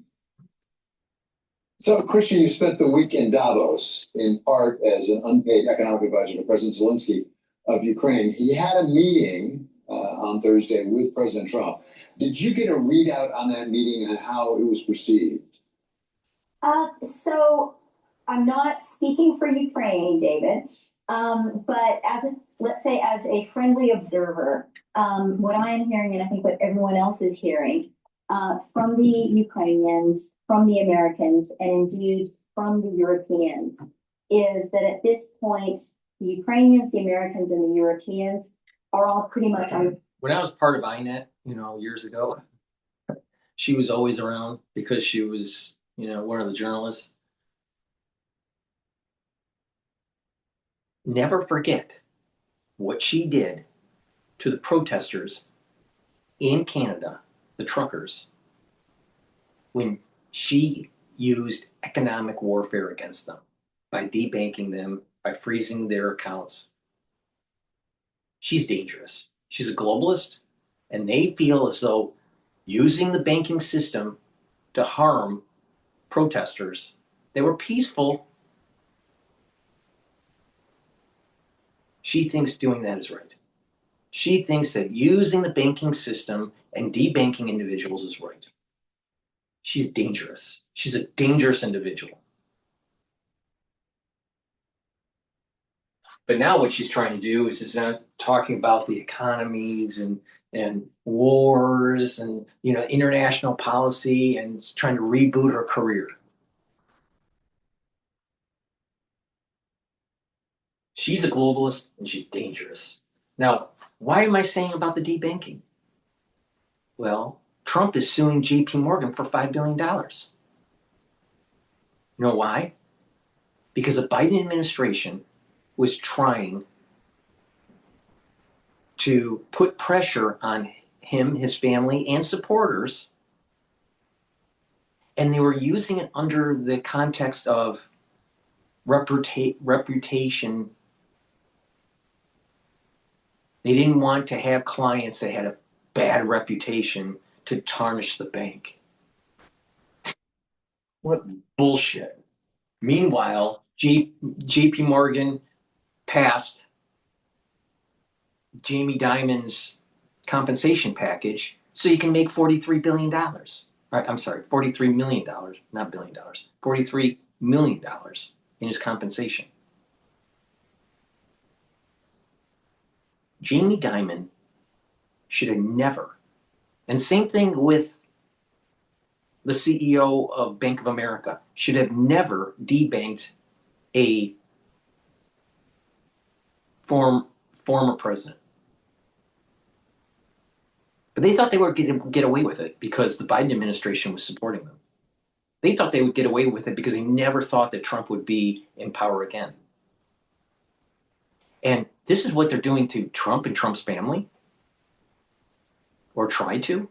Just imagine what they're doing to a regular citizen where the government doesn't like them. And what she did in Canada, Biden tried to do in the United States, and put pressure on the banks like Bank of America and like JP Morgan to prevent conservatives from being banked because of reputational risk. Now, when the crisis happens, the next financial meltdown, where's Jamie Dimon going to go? He's going to go to the American taxpayer. Where's Bank of America going to go? To the American taxpayer. Who bailed them out during Lehman? The American taxpayer.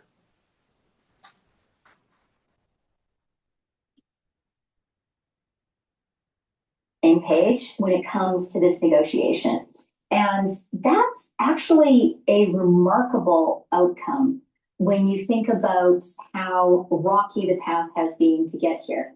So, it feels like there is quite a lot of optimism from Ukrainians, from Americans, from Europeans. And I really think the bottom line is that the ball is in Putin's court. You have been focused for some time on what comes after the war and the economic rebuilding of Ukraine. And you're advising President Zelensky now on that subject. At what point do we make that pivot? I think we need to start making that pivot now. And, I really think, David, for the past 4 years of war, we have been, quite rightly, I think, focused on Ukraine as the virtuous victim. But I think this is going to be the year when we pivot to seeing the Ukrainians fight differently. And when we start seeing them as a really strong ally, as Europe's military shield, as Europe's arsenal, the country that knows how to build, knows how to wage modern war, and knows how to build the weapons for modern war. And in addition to all of that, as a huge economic opportunity. The opportunity has started now. There are a lot of companies in Ukraine investing particularly in defense technology.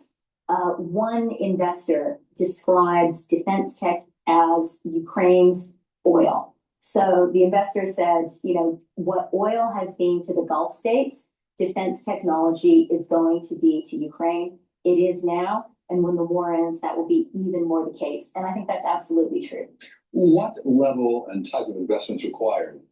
First, to have Ukraine play that role in the defense area, but then presumably to go beyond that in its economy, to have a more diversified economy beyond high-tech warfare.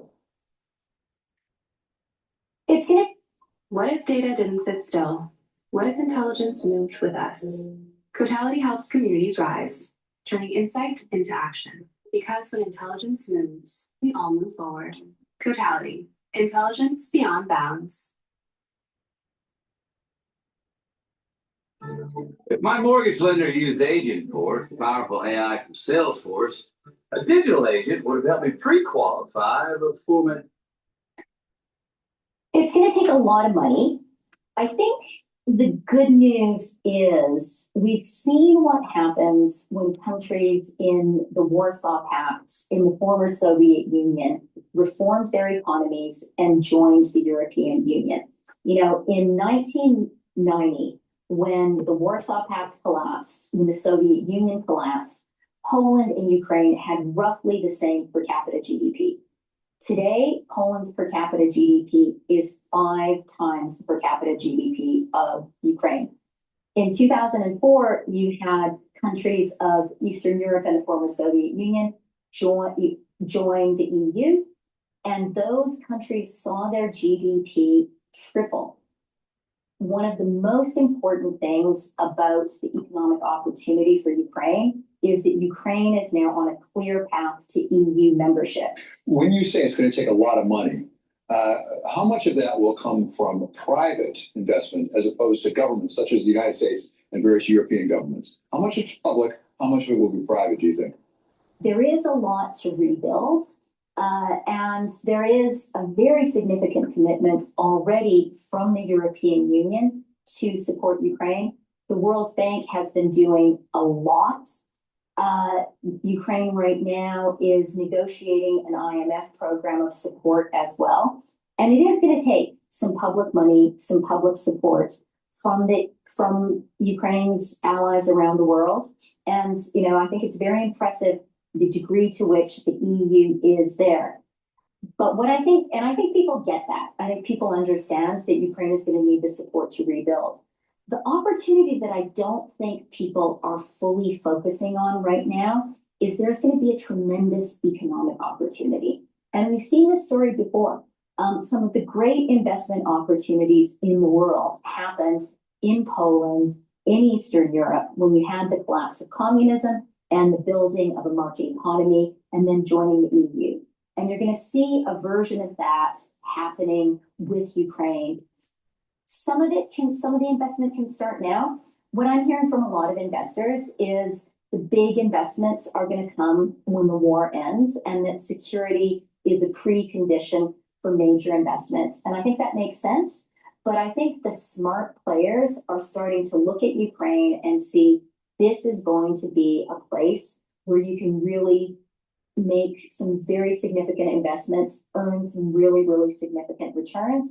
Defense tech, I think, is going to be a really, really hot sector in Ukraine, and the smartest players are already there. But I think you're going to see people looking also at agriculture and agri-food.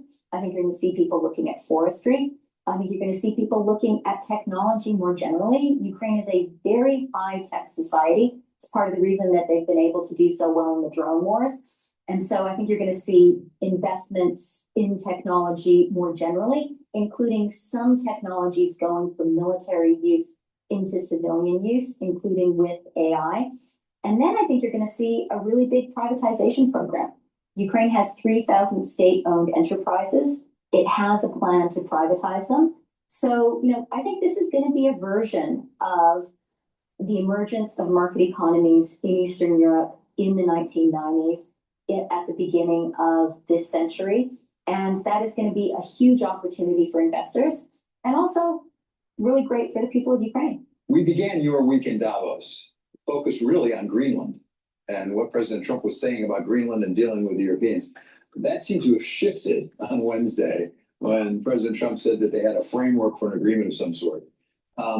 What is that allied reaction? You talk to all about the allies, the European countries. What is the reaction to the drama we saw over Greenland this week?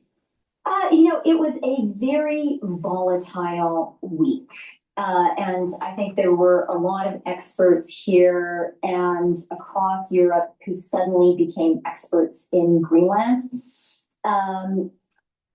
There were a lot of ups and downs. I would judge the mood of the Europeans to be right now a feeling of relief and that a bullet has been dodged. And I think people are very happy that an off-ramp seems to have been found. But I do think the whole episode has been just the latest wake-up call for Europe. And I think, what the Europeans are feeling more and more is that they have to become united, that they have to strengthen their ability to militarily defend themselves, that they have to strengthen their economies to do that.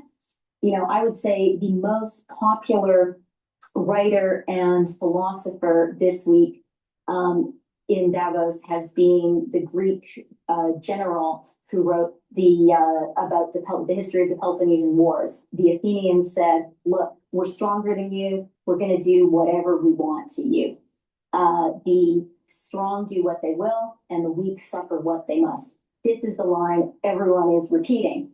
And Ukraine actually fits in here because I think the Europeans are now seeing Ukraine not just as needing to be defended because the rule of law needs to be defended, not just needing to be defended because Ukraine is on Europe's border, but the Europeans are really starting to see Ukraine as a very important strategic ally.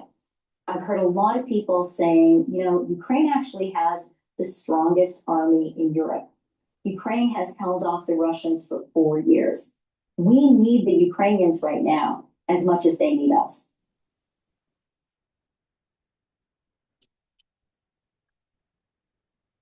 Please go to my store, the-studio-reykjavik.com, and get the vitamin D3. Vitamin D3 is a gene expression cofactor that helps the cells to perform properly.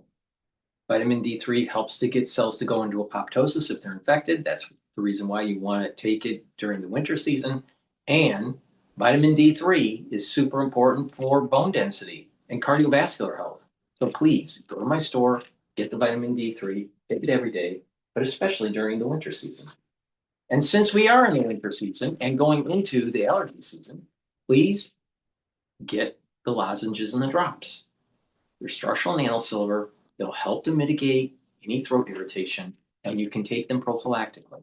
So please go to my store and get the vitamin C orange splash or the Manuka honey. And I also have drops in cherry flavor,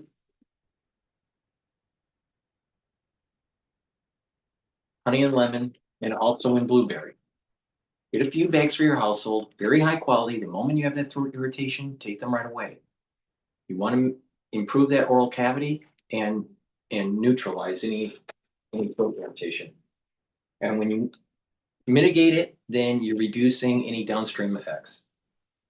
Another great supplement that I have is the collagen. Collagen you take every day if you want to remodel your joints. All right. If you have joint pain or from a sports injury or just getting older, this will help. How does it work? It helps to remodel the joint by using collagen 2 and also ACAN. ACAN helps with the cushioning. Collagen 2 helps to remodel the joint and the cartilage. Collagen will also inhibit the enzymes that start eating up your cartilage and degrading your joint.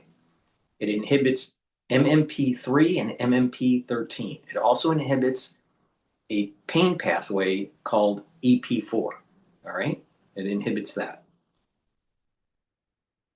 Collagen will improve the recruitment of and the use of glucosamine and chondroitin to help to remodel the joint and the cushioning of the joint, respectively. So please go to my store, get the collagen, take it every day, and help to remodel your joint and reduce the pain. You can stack this also with the collagen that I have, which is a powder. But you can take them separately, but they are synergistic.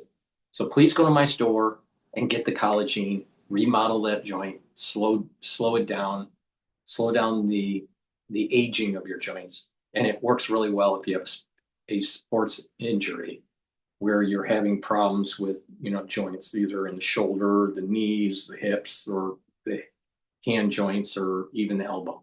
So please go to my store, the-studio-reykjavik.com. All right, now we're gonna listen in to DW about 5,000 plus reported dead as U.S. Armada moves in. From standoff with Europe over Greenland, Iran is now back at the center of the foreign policy agenda. President Trump has claimed he personally stopped what he said would have been the mass execution of hundreds of Iranian protesters. The claim Tehran has flatly denied. Iran's top prosecutor says no such order was ever issued, and he's described the US president's account as completely false. Meanwhile, Iranian activists are reporting a rapidly rising death toll from the regime's crackdown on nationwide demonstrations. Human rights groups say more than 5,000 people have been killed, most of them protesters. Reports say tens of thousands have been detained. It's against that backdrop that the US military has moved a major aircraft carrier strike group closer to the Middle East. The Pentagon said it's a precautionary move.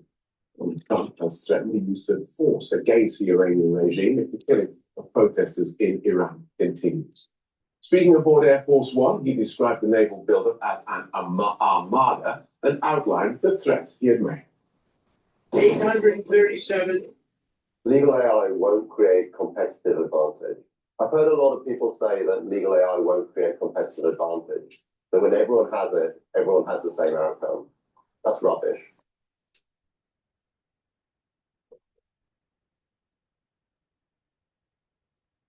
Looking to hire?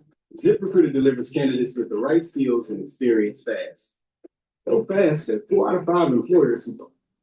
837, mostly young men, were going to be up on Thursday.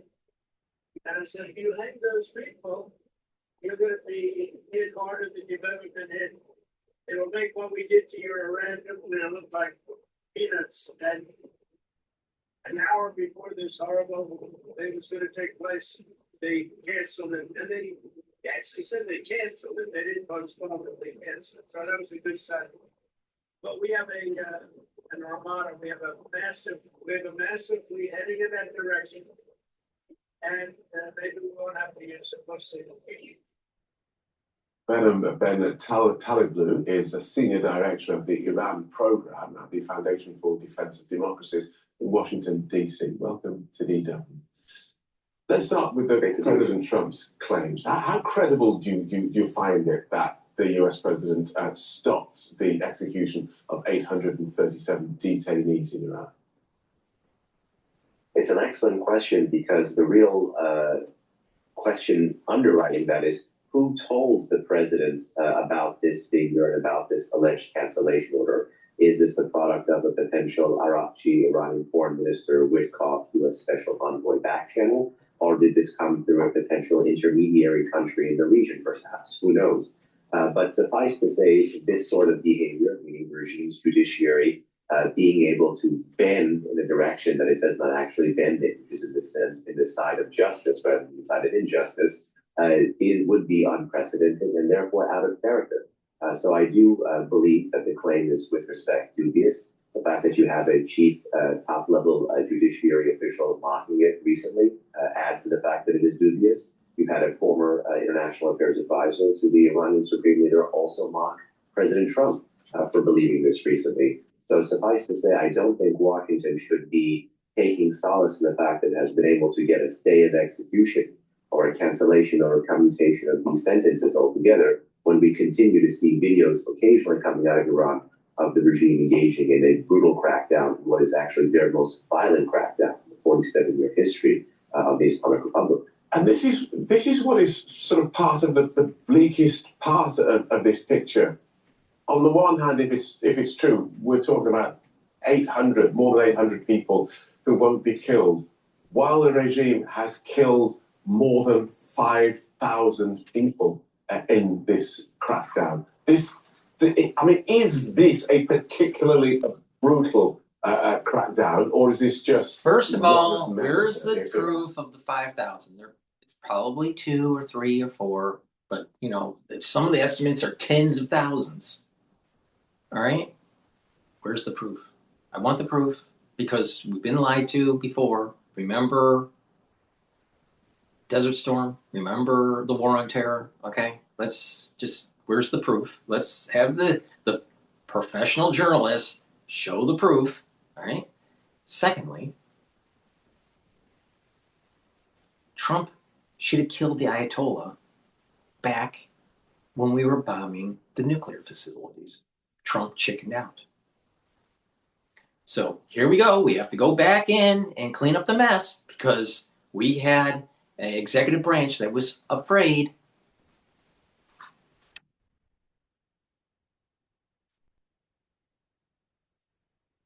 Undertaken.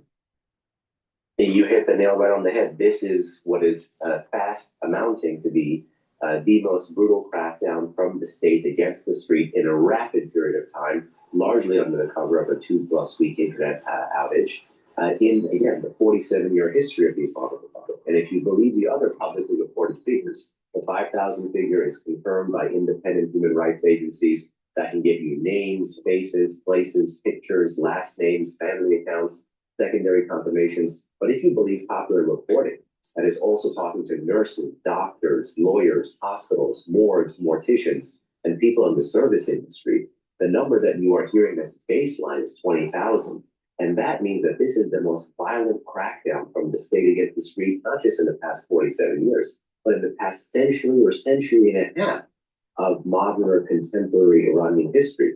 And again, a regime that is willing to do all of this to its own population. Imagine what it would do to a foreign population. Imagine what it would do to people that it actually believes were trying to overthrow it. So this is really a horrifying moment in contemporary Iranian political history. And so what does this horror tell us about where this regime is now?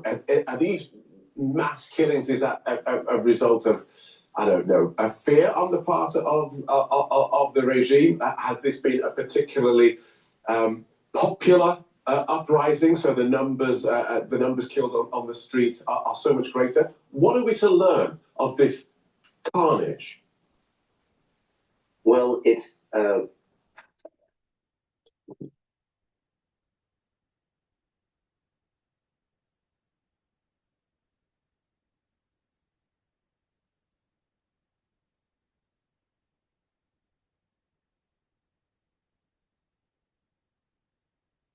This print, we print signs so people can see your brand up close, but we also print signs so that people can see your business here, see it here, and see it here.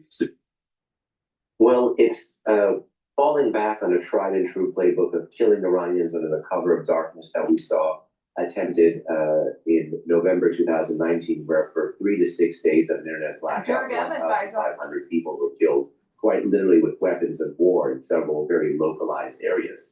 But these protests have touched all of Iran's 31 very different provinces. It spiraled very quickly from an economic trigger for protests into a mass political contagion of popular protests from the street against the state, not going for economic reform or social reform, but wholesale political change.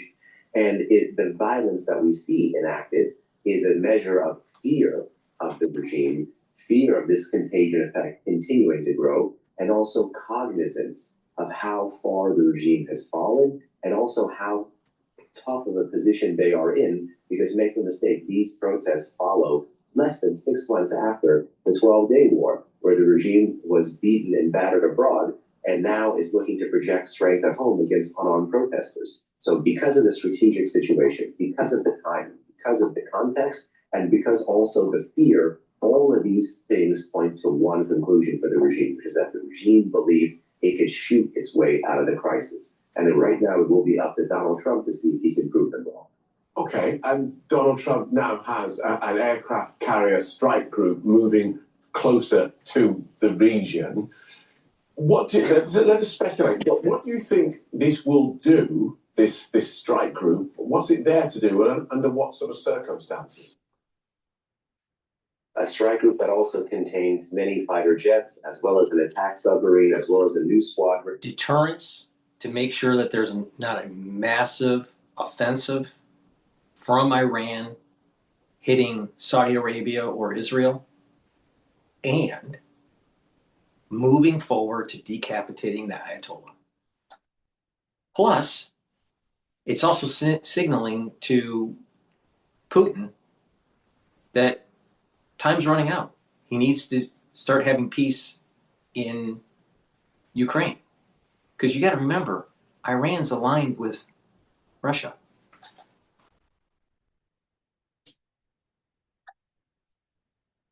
Of F-15s coming to Jordan, as well as more ballistic missile defense capabilities moving to the Arab side of the Persian Gulf, in addition to the buildup that was already there, as well as, of course, America's major partner, Israel, rushing to rebuild its air and missile defenses, which is among the most layered in the world after the 12-day war. So the region is ready. The region is gearing up to make sure that the Islamic Republic knows it cannot escalate if Donald Trump chooses to engage in a punishing military response to enforce his own redlining population. But again, President Trump, being the negotiator-in-chief as well as the commander-in-chief, is looking for all options to be on the table. If past this prologue, that might mean military strikes, that might mean all this talk or potential talk or hyping the stay of execution could be a dupe or could be a head thing so that the president can actually double down on the military option at a time that is most surprising to the adversary and most advantageous to him.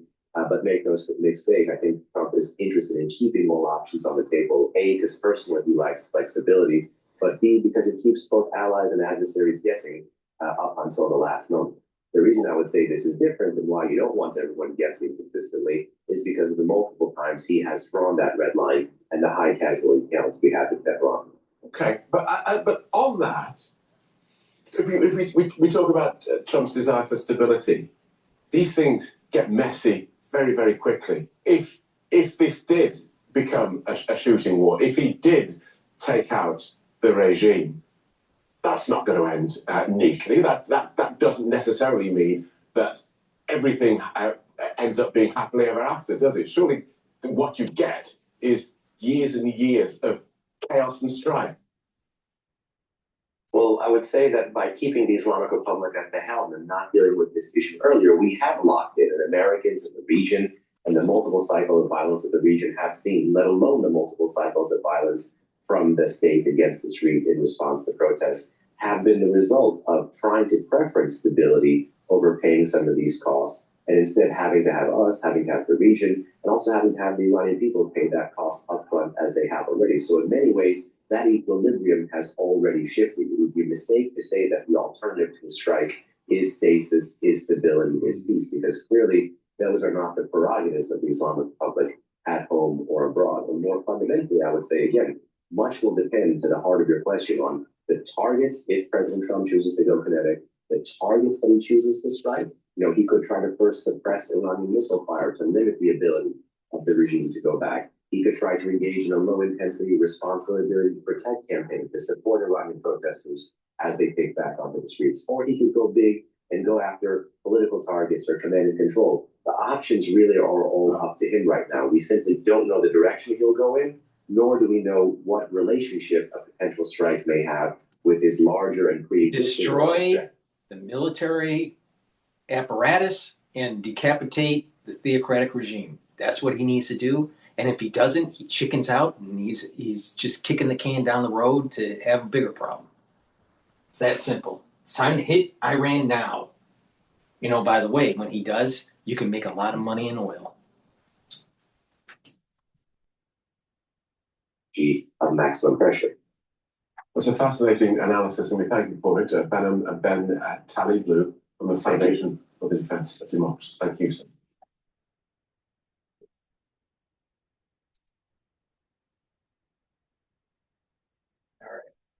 what I want to do is listen to this take on Trump's armada to Iran. But before we do, please go to my store, the-studio-reykjavik.com, and get the zeolite. Zeolite will bind to heavy metals, toxins, and chemicals and allow you to urinate them out within 6 to 8 hours. This is a great way to improve your immune system and your endocrine system. When you're detoxifying your body, you're also improving your brain function.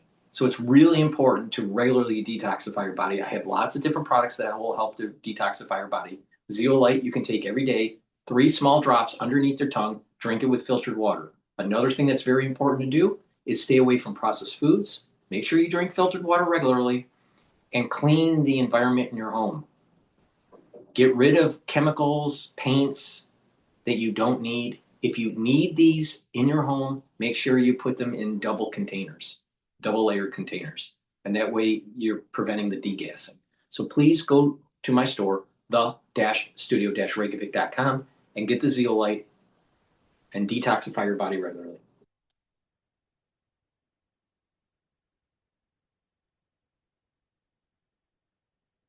Al-Arabiya English is the name of the podcaster here.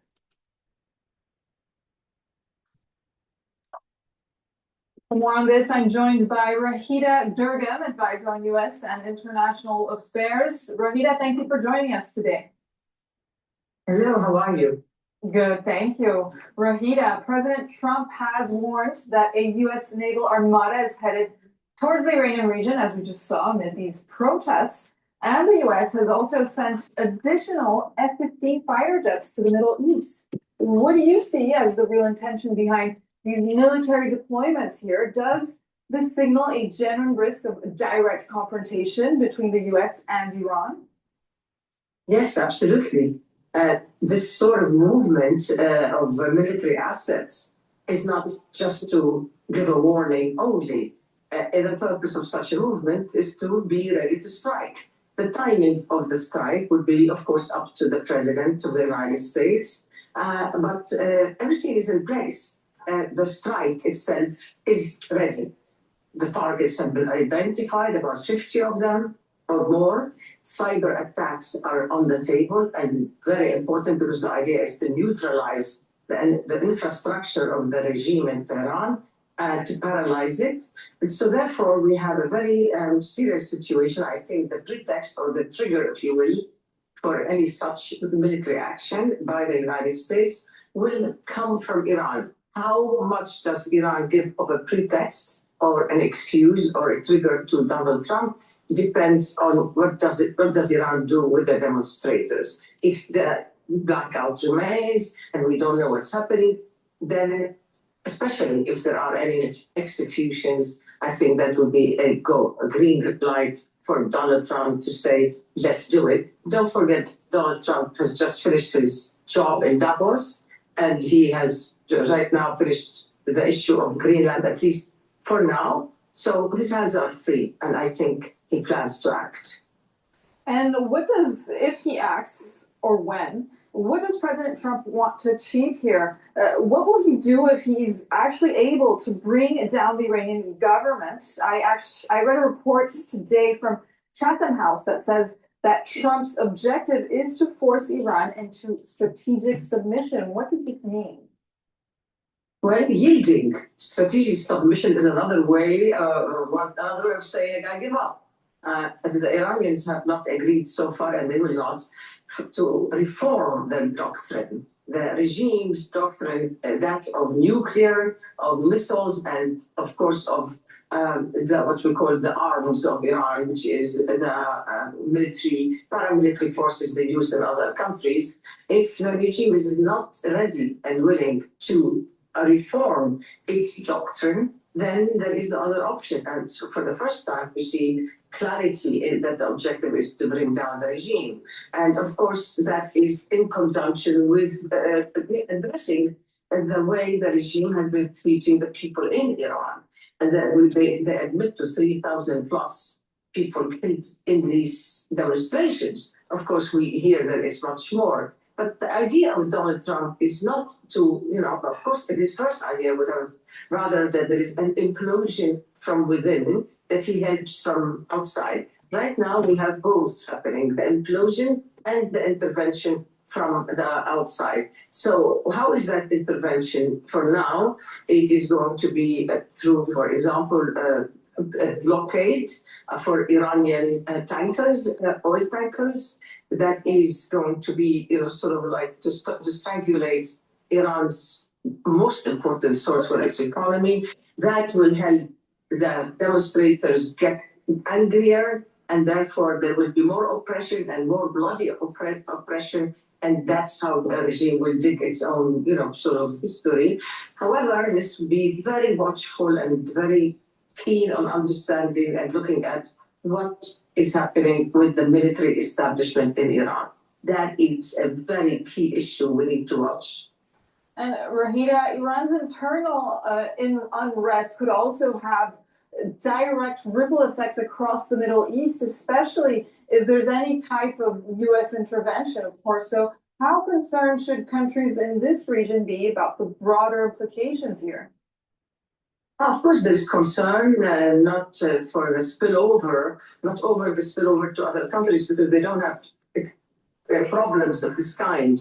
But of course, any instability in a country like Iran is frightening for the whole neighborhood. But chaos is also very worrisome. That's why there has been an intervention by the governments of that region, and particularly Arab governments, to urge calm. But on the other hand, there isn't a possibility to urge calm if the people of Iran are bringing down their government. And that is not going to be happening without the help from the outside, namely the United States.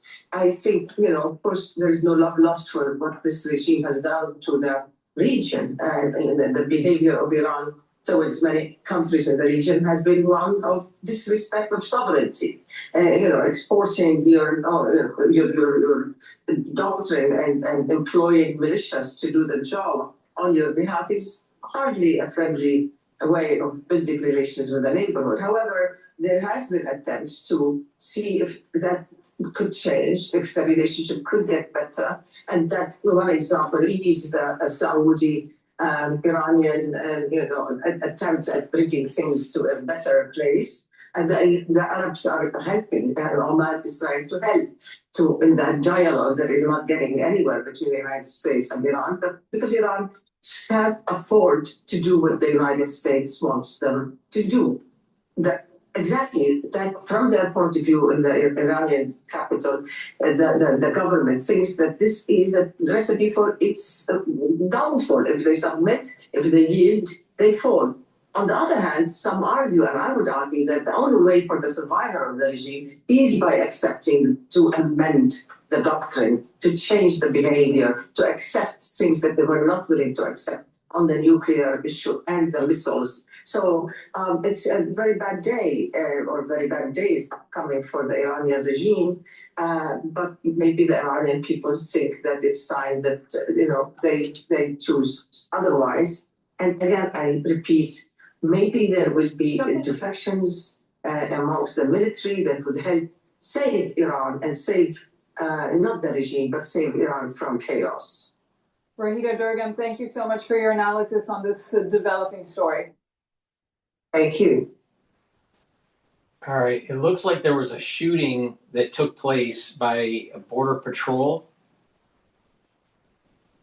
So let's listen into live now.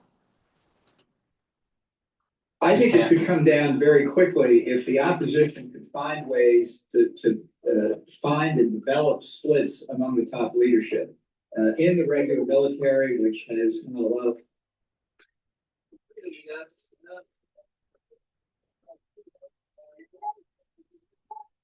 Well, there's no. Well, this is a Fox News alert out in Minneapolis. Reports of a shooting there, and that the suspect, according to DHS, was armed. Now, tensions at the scene are high right now. You're looking at a live image. Let's go to Garrett Tenney. He is live in Minneapolis. Garrett.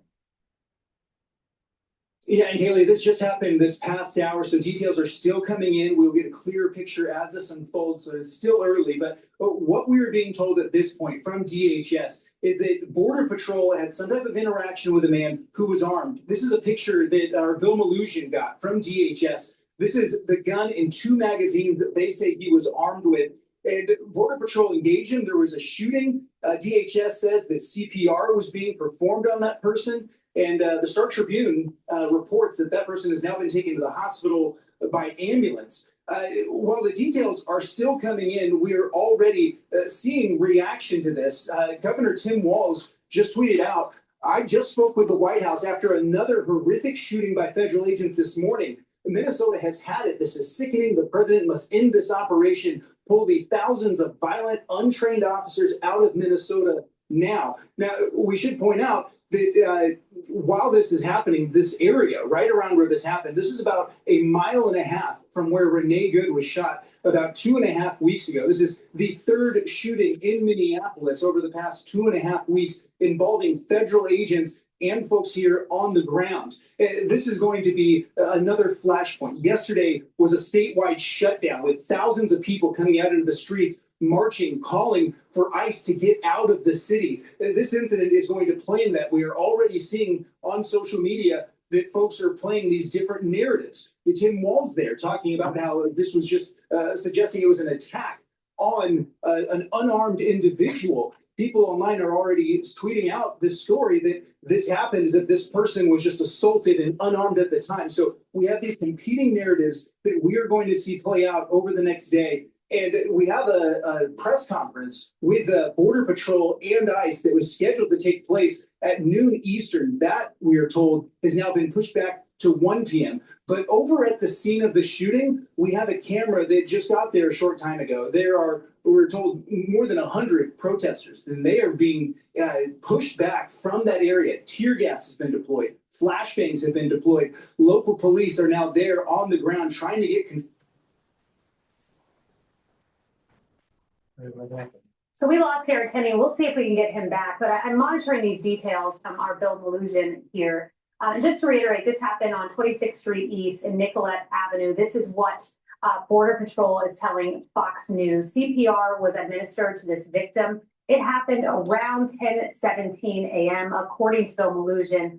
And what he's hearing from our sources, and the individual who was shot, again, this is all preliminary. We're just bringing you the details as we get them. DHS telling Fox News that the suspect was armed with a gun and 2 magazines. CPR was administered. That individual was in an ambulance. And at this moment, we do not have any details on the individual in his current status. And you, of course, heard the comment from Governor Walz. We're going to monitor all of this. You look at that scene. More on this. It appears to be an agitated scene there in Minneapolis this morning. And this, of course, comes after the shooting of Renee Good, which happened just a few weeks ago. We are going to keep you updated. We will be in touch with Bill Malusian, among others, and Garrett Tenney on the ground. Hey everyone, I'm Emily Campagno. Catch me and my co-hosts Harris Faulkner and Kaylee McEnany on Outnumbered every weekday at 12 p.m. Eastern, or set your DVR. Also, don't forget to subscribe If to the donation makes sense for you right now. for daily highlights.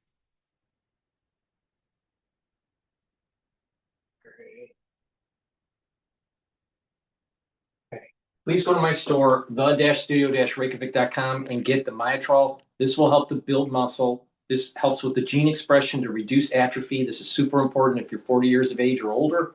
This has polyphenols, flavonoids, and lignans to help with the gene expression to build muscle. Make sure you do some resistance training. If you're an athlete, you will also benefit from this by taking it. You'll recover quicker after your workout, and you're going to be helping to improve the strength for your sport. You can stack Myotrol with the Gladiator Barley or take them separately. Gladiator Barley is a micronutrient. It's a powder. It has some protein in it. This has multiple purposes. This is dual purpose. This is going to help to build muscle when you do the resistance training. They'll bring down inflammation, so you're going to recover quicker. It's going to soak up free radicals and detoxify your body. And by bringing down free radicals, detoxifying your body, and lowering inflammation, you're improving your cardiovascular health, your brain function, your immune system, and your endocrine system. Super important. You're also helping with joint health. And by taking gladiator barley and building up muscle, you're controlling your A1C levels. So it's dual purpose. Take gladiator barley, do some resistance training, build muscle.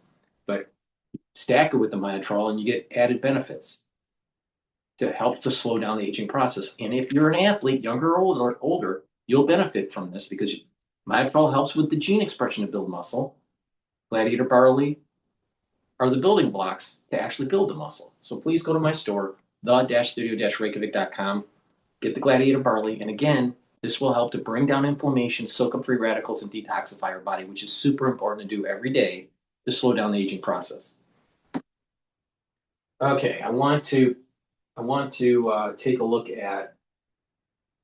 Now, today is dominated by Donald Trump's standoff with Europe over Greenland. I want to take a listen into this shooting here. Shots. Okay, this was live now. Again, if you are just joining us here, we are getting limited information. All of this developing here at this hour, and I do want to remind you that viewer discretion is advised at this hour, as you're going to hear some vulgar language. There may be some signs with different curse words on there as well. What we know so far, coming in from Bill Melugin over at Fox News at this hour, again, very limited details, but he does say that multiple law enforcement sources are telling him there has been a Border Patrol involved shooting in Minneapolis near 26th Street and Nicollet Avenue, with Border Patrol shooting a person. He's told the person is quote unquote down and medics are working on them, but no details on who it was or what led up to the shooting. DHS also telling Bill the suspect was armed with a gun, which has been recovered by federal agents. All of this under investigation at this point, just developing. So we're leaving the audio up so you can kind of listen in. But again, viewer discretion advised, as there is a lot of vulgar language, not only that will appear on screen, but is being chanted there by those protesters and demonstrators in the background, following what we've seen all throughout the month, these clashes between the protesters and federal law enforcement in the area. And think about it. Every single one of those protesters, every single one of them is complicit in preventing the government from getting rid of illegal aliens. The reason why they're there is that they want to get rid of the illegal aliens. So everyone that's there, that's fighting against ICE, is for illegal immigration, and they are inhibiting the federal government from actually executing lawful detentions and expulsions. Do they want just unfettered immigration? Because guess what? You'll lose your country. Biden destroyed this country, destroyed it with its illegal immigrant policy. And now Trump was put into office legally to fix the problem, and he's doing it. So, you know what? I don't feel bad for the protesters. Not at all. Zero. I have zero empathy for them.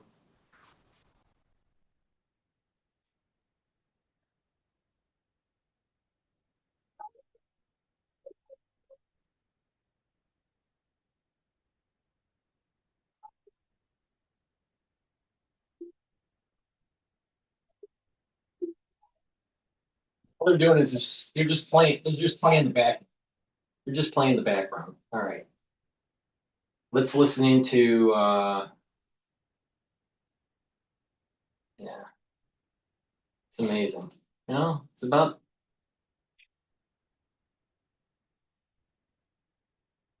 they'll protest for the illegal aliens, but where's the protests about the carnage that's happening in Iran? Isn't that a little odd? Don't you think that's a little odd? The woke people will keep on pushing for illegal aliens to stay in the country. But what about the thousands of individuals being killed by a theocratic regime? Oh, that narrative in Iran doesn't fit really well with the wokeism in the United States. You know what? Woke people have a serious brain defect.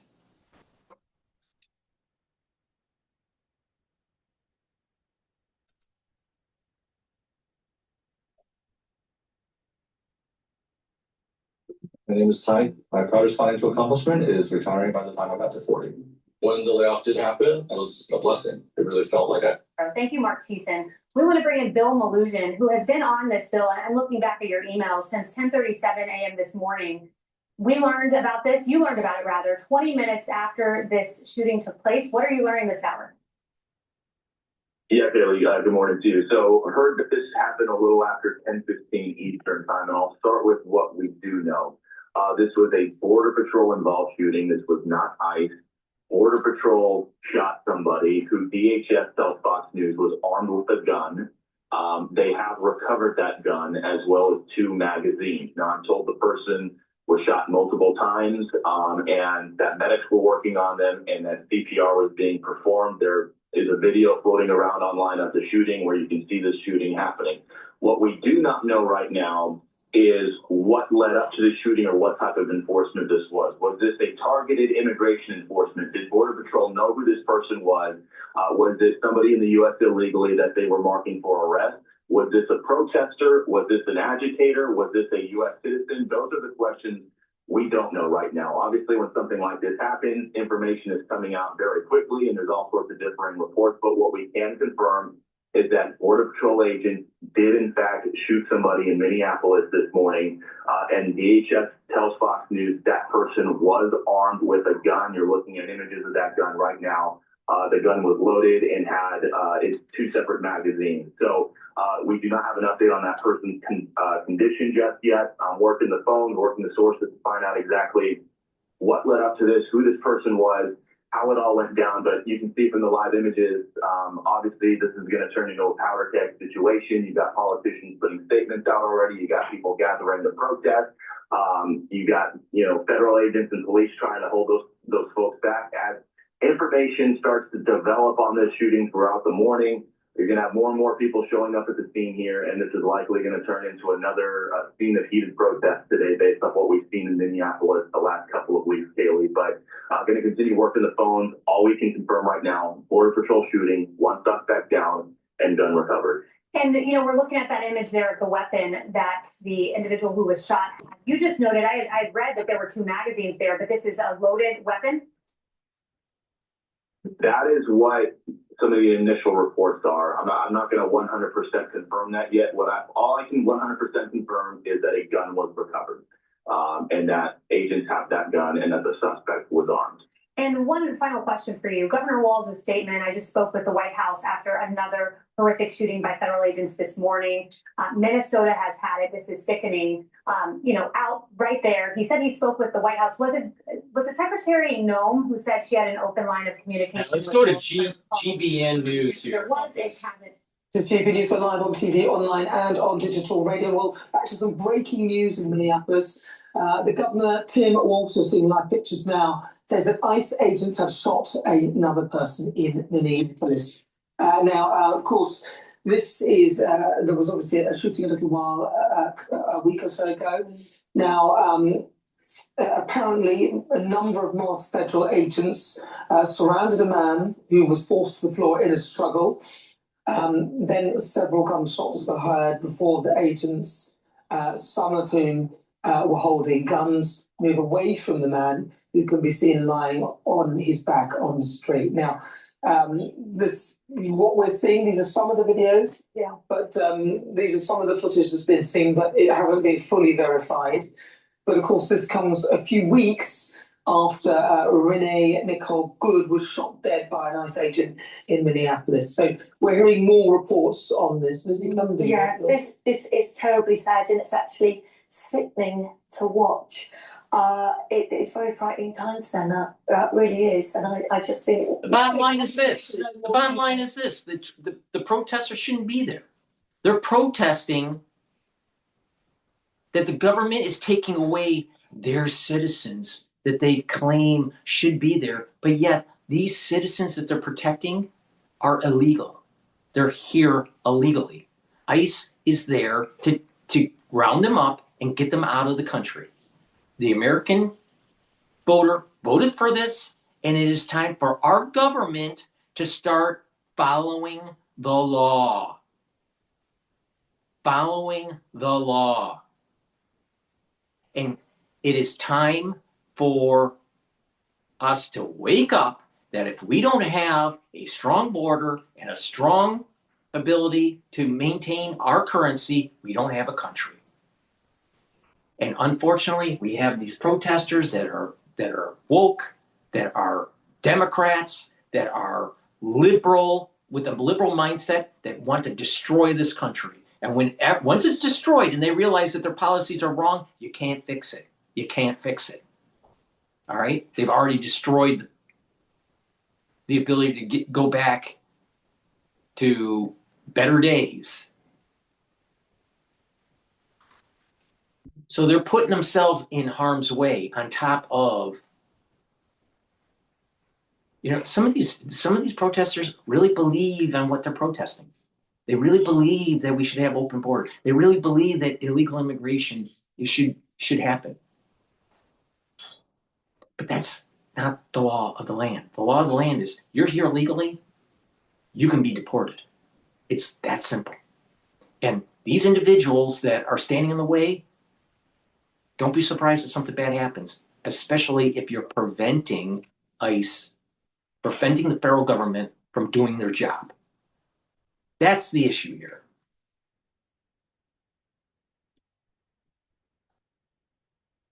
It's not just this, like you mentioned before, it's not just attacking and going after what originally was planned for illegal immigrants. It's now everyone is, worried and they're protesting and there's no sort of stopping. No. Wait, hold on. They let this spill over to now even American citizens because they're impeding on the actual execution of the orders of ICE. ICE has been told, round up the illegals and get them out of the country. And you have citizens out there that are preventing ICE from doing it. And they want to have the optics for the midterm election to try to demonize the Republican Party, saying that they're against the citizens. No, they're just following the law. The law is they're here illegally, they get out.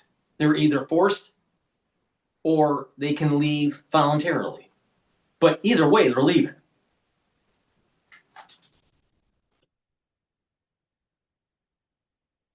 It's really showing with the polls right now. It's really showing with the protests in, most states right now. And at the same time, there's also been reports that are polls don't mean anything. We have a constitutional republic. It's not a pure democracy, honey. Doesn't matter.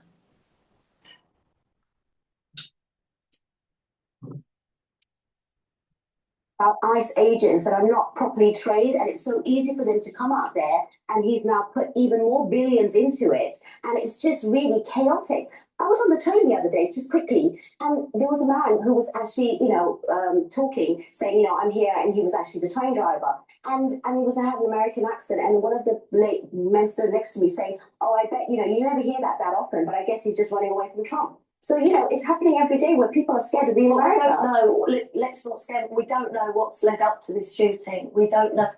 First of all, ICE is doing the right thing, and their lives are at risk because of an out-of-control mob. That's what's happening. Please go to my store, the-studio-reykjavik.com, and support the work that I do. Because my channel is about a constitutional republic, where we have strong borders, strong currency, and a free market. America first. We will be the dominating power. There's nothing wrong with being a benevolent empire. All right? Please go to my store and get the Boomer Boost. 68 nutrients so you can fight against the globalists. All right? All kidding aside, it has a very comprehensive compound profile shown on the screen here. This will target brain function, so you don't think like a crazy liberal. All right, so it's going to improve your brain function, improve your cardiovascular health, so you have better blood flow, less plaque formation. You'll have more musculature. You'll have a faster metabolism, more energy. You'll be slowing down the aging process, boosting up your immune system, helping your endocrine system. You'll have a steady burn of energy throughout the whole day. You'll be able to sleep better. You'll be able to concentrate. Your cognition will be better. Please go to my store and get the Boomer Boost. This will help to slow down the aging process. And you will start to feel the effects of this within 72 hours. This is a month's supply. And get the C60. C60 is a very strong antioxidant. It's 1,000 times stronger than vitamin C. You can get it in extra virgin olive oil, MCT coconut oil, and avocado oil. Take it a teaspoon a day, every day, on an empty stomach for best absorption. The reason why C60 isn't an oil is that that's the way you're going to be able to absorb it. Some people try to take C60 in a powder. It doesn't work. All right? That's bad for you. C60 in an oil, you're going to get the absorption and the proper dispersion of C60. All right? C60 is a very strong antioxidant, and you're going to get multiple benefits from this. It's going to help with your immune system, help with your endocrine system. By soaking up free radicals at the vascular level, it's going to prevent plaque formation because it's bringing down inflammation and soaking up those free radicals. At the neuron level, your neurons are going to be healthier, so you're going to be able to think better. You're going to have better connections between your neurons. You'll have more energy because this improves the mitochondria in the neuron, so you'll have more ATP, more production of neurotransmitters. These are all very important. Your cells in your different tissues and your organs will perform better. Please go to my store, take a teaspoon a day every day, and you will notice you're aging slower. This also helps the basal layer of your skin, and you can stack this with resveratrol to improve your skin health. Within 1 year of taking this, you will look younger. If you take this every day, you are going to also notice these multiple systems improving: endocrine system, immune system, cardiovascular system, brain function. So please go to my store and get the C60. And don't be a crazy liberal. That's the one thing that could destroy America. Crazy liberals. Thank you for listening. Please go to my store, the-studio-reykjavik.com. Follow my advice. I'm going to show you how to make some money with the turmoil in the market and the turmoil around the world, but I'm also telling you how to slow down the aging process. The Republic will stand. The United States will be around for another 250 years if we have an informed populace that is not weak. We need to be strong mentally, we need to be strong physically, and we need to move forward and have fortitude. Thank you for listening, and have a nice day. And God bless America.